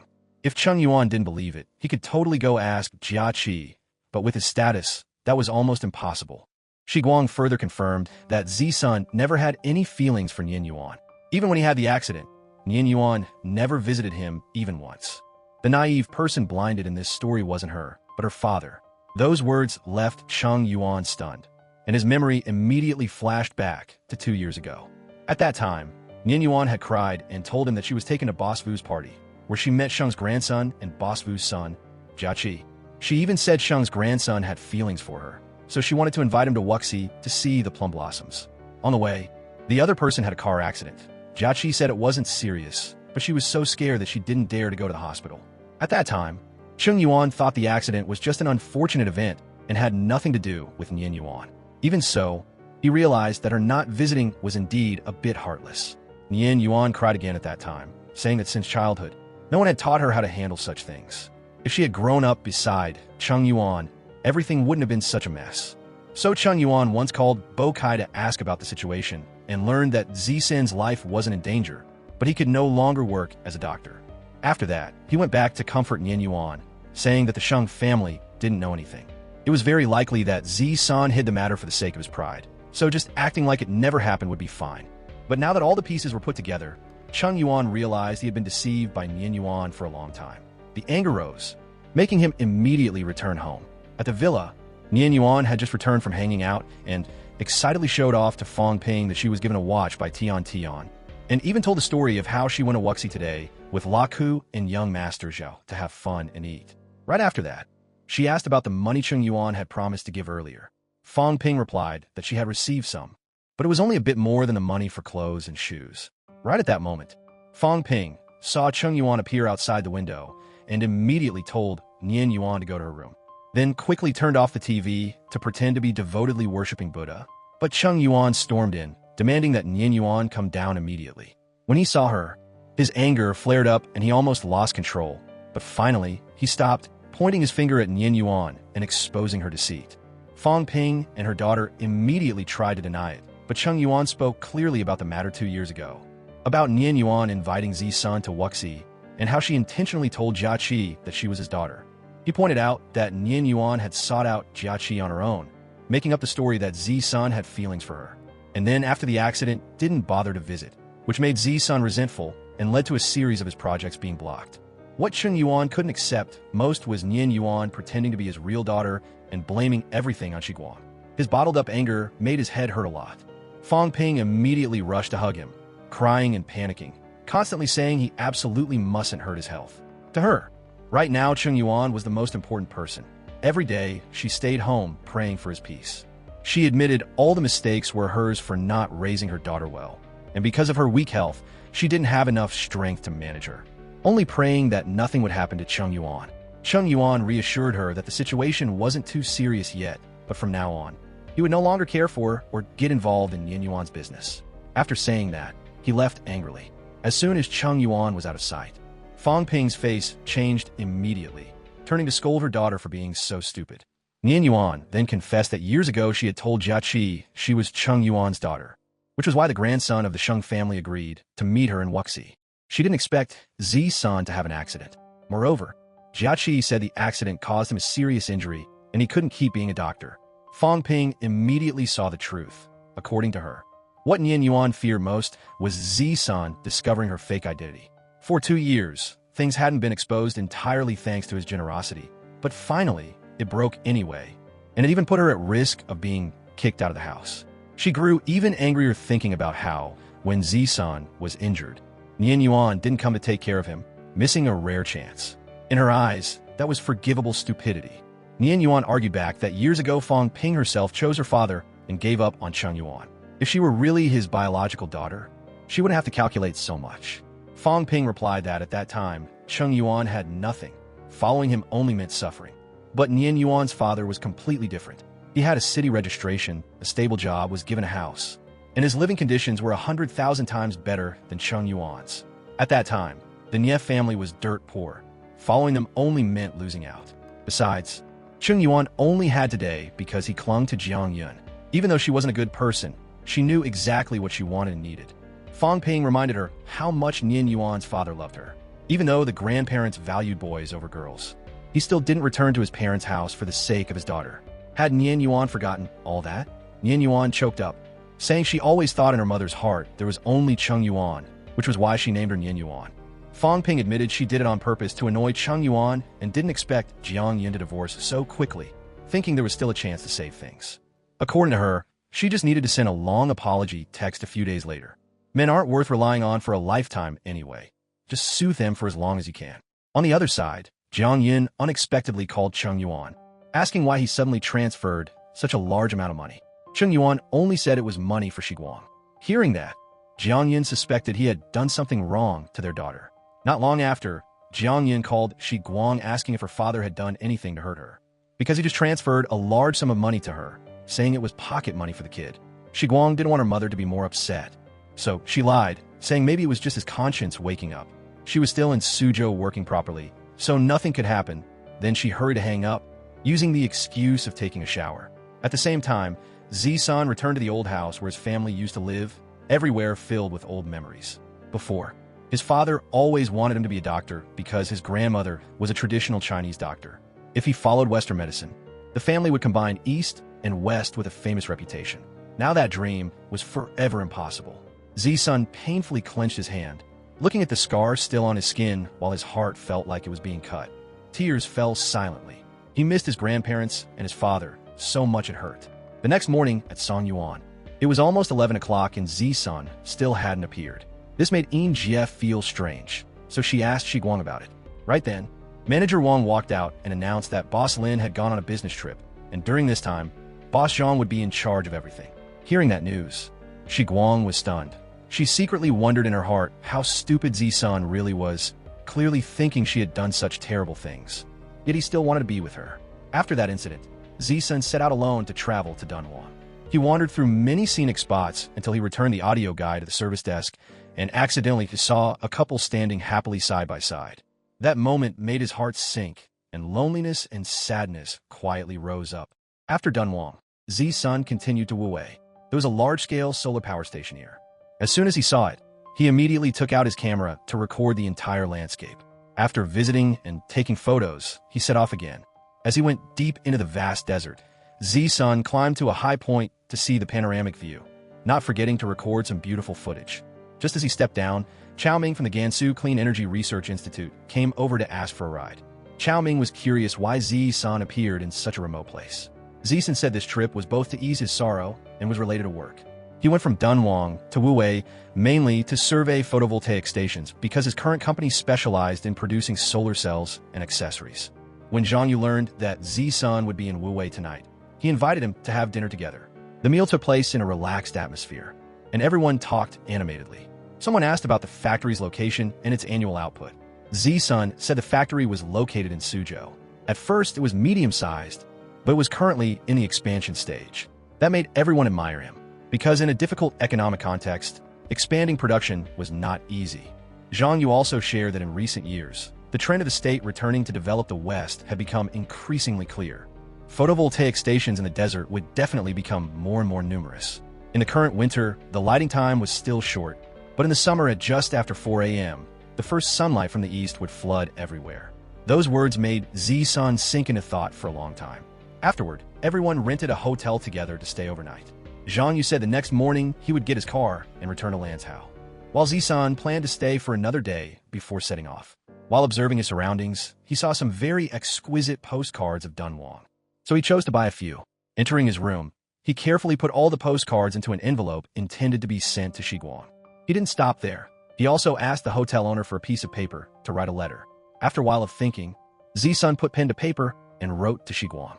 In the letter, he recalled the first time he met her at Mrs. Vu's party in Wuxi, a party he hadn't wanted to attend at all. At that time, everything to him was boring, not even as good as staying home alone to study surgical plans. The flow of memories took him back 2 years ago.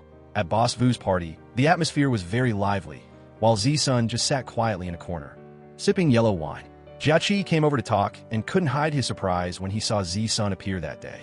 At that time, he only went because the hospital sent him to Wuxi for an exchange conference. His grandfather found out and drove to pick him up himself.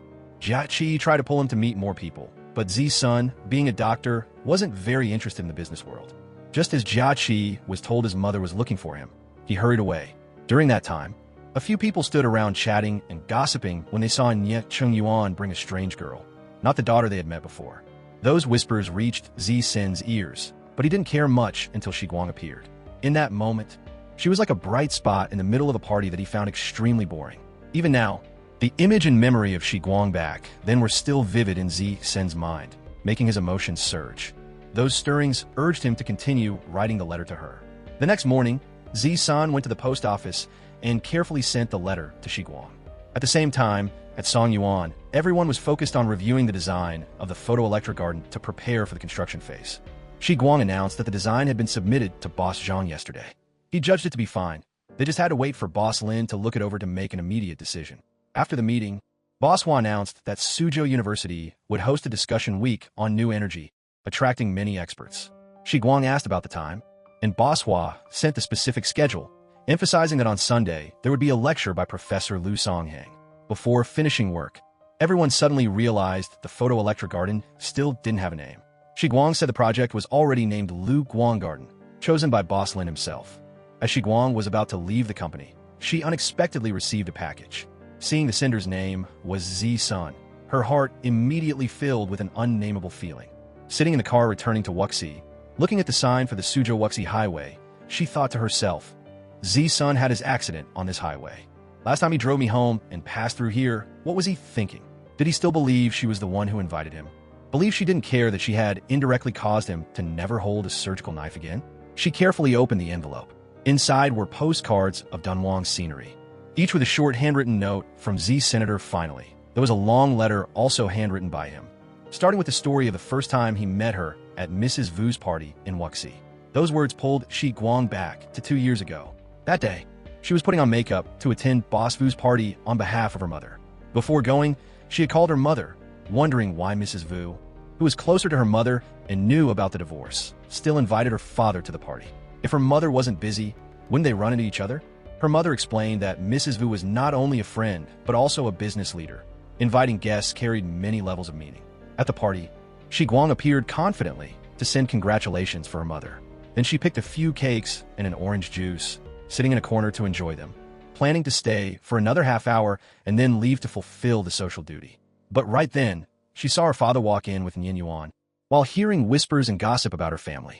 Some people criticized her mother, saying Jang Yin was good at business, but not fit to be a wife. That women should stay in their place and take care of the family. And they even made up stories about the divorce to smear her reputation. Those words made Shi Guang angry. She stepped forward and exposed the truth, pointing out the lies and hypocrisy of the gossipers, making them embarrassed in front of the crowd. Even though some people whispered that she was too sharp, that confidence and courage made Z-Sun, who was quietly watching, fall for her from the very first moment. In his eyes, Shi Guang was radiant and full of life, like the only light in a dull party. Reading this, Shi Guang finally knew that at the party that year, Z-Sun had seen her. She also suddenly remembered what he said at Yu Hua's wedding, that the time he met his future wife was the evening of May 15th, 2011, at 7:28 and 52 seconds p.m. Back then, she never thought the person he was talking about was her. The letter continued. Z-Sun wrote that he soon realized she didn't notice him at all, not even having a single impression of him. He tried to approach her quietly, but she left the party very quickly. He told himself there was no rush and that he could wait for a better plan. So when he received the invitation to see the plum blossoms, he was happy beyond words. He had just finished a big, successful surgery, and the next day, he immediately drove to Wuxi. He didn't expect that would be the last time he stood at an operating table. The accident didn't take his life, but it ended his path to becoming a top surgeon, not just because of his hand, but also because of his eyes. Lying on the hospital bed, wrapped in bandages, he thought that was the price he had to pay to meet that girl. He didn't blame or resent her. He never even told anyone the accident happened because he was on his way to see her. There was only one thing that bothered him. She never visited him once. In the darkness, her image became an obsession he couldn't get rid of. That's why when he had heard she was working at this company, he left the Chung Yuan headquarters to come to Suzhou just to see her again. He didn't expect her not to recognize him at all, and only now did he know the person who invited him to Wuxi that year wasn't her. But from the beginning, he had always come for her. When she got home, Shi Guang went straight to her room, unable to take her eyes off the letter Z Sun sent. She flipped through every postcard and every line, her heart full of emotion, unable to hold back. She called him. Zisun picked up but stayed silent, just listening. Shi Guang gently said she got the letter, complimented the postcards, and guessed he had traveled through many places. She asked when he was returning to Suzhou. Zisun explained he was currently in Beijing and planned to fly back today, but the flight was canceled due to weather. He was on his way to the train station to buy a night ticket and would reach Suzhou tomorrow morning. Shi Guang asked if he usually passed through Wuxi or stopped there on the way back from Beijing. She wanted to pick him up at the station. Hearing that, Zisun asked her again to be sure, and Shi Guang confirmed, adding what time he would arrive so she could meet him. The next morning, Shi Guang woke up early and hurried to the station. While waiting, she casually bought some buns. While walking, she thought about whether it would be strange for Zisun to see her waiting on the platform or if she should run to the station gate first. While she was still wondering, the train arrived. Seeing him sitting in the carriage, she immediately hid in a corner, planning to surprise him. But Zisun went in the opposite direction, forcing her to hurriedly run after him. Shi Guang walked slowly behind him to see when he would notice. But after just a few steps, Zisun turned around. He was surprised to see her standing behind him and walked closer. She whispered, explaining that the station exit was too cold, so she bought a ticket for the heated waiting room. And since the ticket had been checked, she followed him down here. Zisun smiled and teased her that such an important ticket, if not checked, how would the train dare to run? Shi Guang pouted and blamed him, saying he mentioned 9 o'clock, but the train schedule only had a trip arriving from Beijing after 7 a.m. and another after 10 o'clock, with no 9 o'clock trip at all. Zisun laughed and said, I was afraid you'd be tired waking up early, and at the same time, I wanted to take you back to Suzhou right away. Shi Guang handed him the buns. Zisun laughed and said that it just so happened he was hungry, so he'd heat up the buns and eat them right away to stay warm. Shi Guang nodded in agreement. When they went to a Western restaurant, she gently asked him where they would go after the meal, and Zisun replied that he always thought she would lead him to see the plum blossoms. Hearing that, Shi Guang smiled and agreed to take him to Meiyuan. Outside, Zisun offered to drive, but Shi Guang coldly said she didn't fully trust his driving skills, forcing him to quickly get in the car so they wouldn't miss the moment the plum blossoms fell. On the way, Shi Guang realized they were going the wrong way and immediately stopped the car to check the map. Zisun smiled and pointed out that there was a turn ahead. The sign required taking the left lane, but she was in the middle lane. Shi Guang shyly realized that she was truly someone with no sense of direction.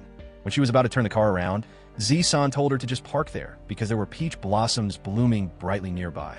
They walked into the peach blossom garden, strolling along a path covered with falling petals. The romantic scenery, like a vivid painting, made all worries seem to vanish. In that peaceful moment, Shi Guang looked at Zisun and asked if he always thought the person who invited him to see the plum blossoms 2 years ago was her. Zisun nodded in confirmation. Shi Guang asked further. In his heart, he once felt ignored by her, so why had he changed like this now? Zisun admitted that he had found many reasons to convince himself. Maybe at that time Jia Qi didn't explain things clearly. Or maybe at that time you were too young and didn't dare face such a serious incident, so you had selective memory loss. Or maybe you just didn't know my Chinese name. Back then, Jia Qi introduced me as Vincent, and it just happened that you forgot what I looked like. I came up with so many reasons.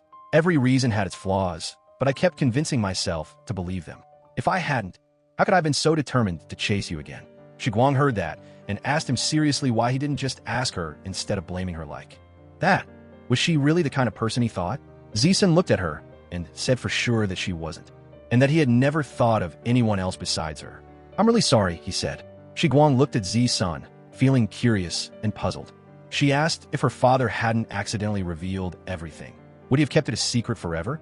Zisun sighed and explained that, actually, after leaving Changbai Mountain, he planned to find Jia Qi to clear things up, but her father showed up before he could do anything. Shi Guang continued to wonder why he had run off so far these past few days, and Zisun admitted he didn't know how to face her. He had always thought it was because of her that he couldn't perform surgery anymore, but in the end, he found out it was all because of someone else who had nothing to do with it. It was a lie that led him astray, and he didn't know how to explain it to himself. In that moment, his life felt ironic, almost like a joke. Shi Guang looked at him and thoughtfully asked about when she first met him. Zisun then realized he had known Shi Guang even before Zhuangsu did.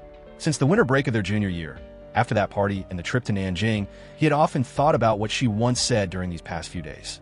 "If only I'd met you first," she had said, but now he realized that he'd rather have met her later so he wouldn't have felt any resentment or regret. If it weren't for those old misunderstandings, they probably would have been together a long time ago. Shi Guang said gently that from now on, she would be by his side. That sentence made Zisun freeze, his heart filling with immense happiness and emotion. He then said he hoped they would be together, but not because of sudden feeling or because she felt guilty. Shi Guang smiled and reassured him that her feelings weren't impulsive. And it wasn't out of guilt. It was just love blooming naturally. She asked if he really wanted to be with her. Zisun couldn't hide his joy. He hugged Shi Guang tightly and said he really, really did. Under the beautiful scene of falling peach blossom petals, their warm hug felt full of life, turning that moment into a sweet and intense picture of love. As they walked out, Zisun offered to drive, and Shi Guang asked if he still wanted to go to Meiyuan. He just smiled and said, "No need anymore." Zisun said that from now on, no plum blossoms would ever be more beautiful than this place. This made Shi Guang feel so happy, and she smiled.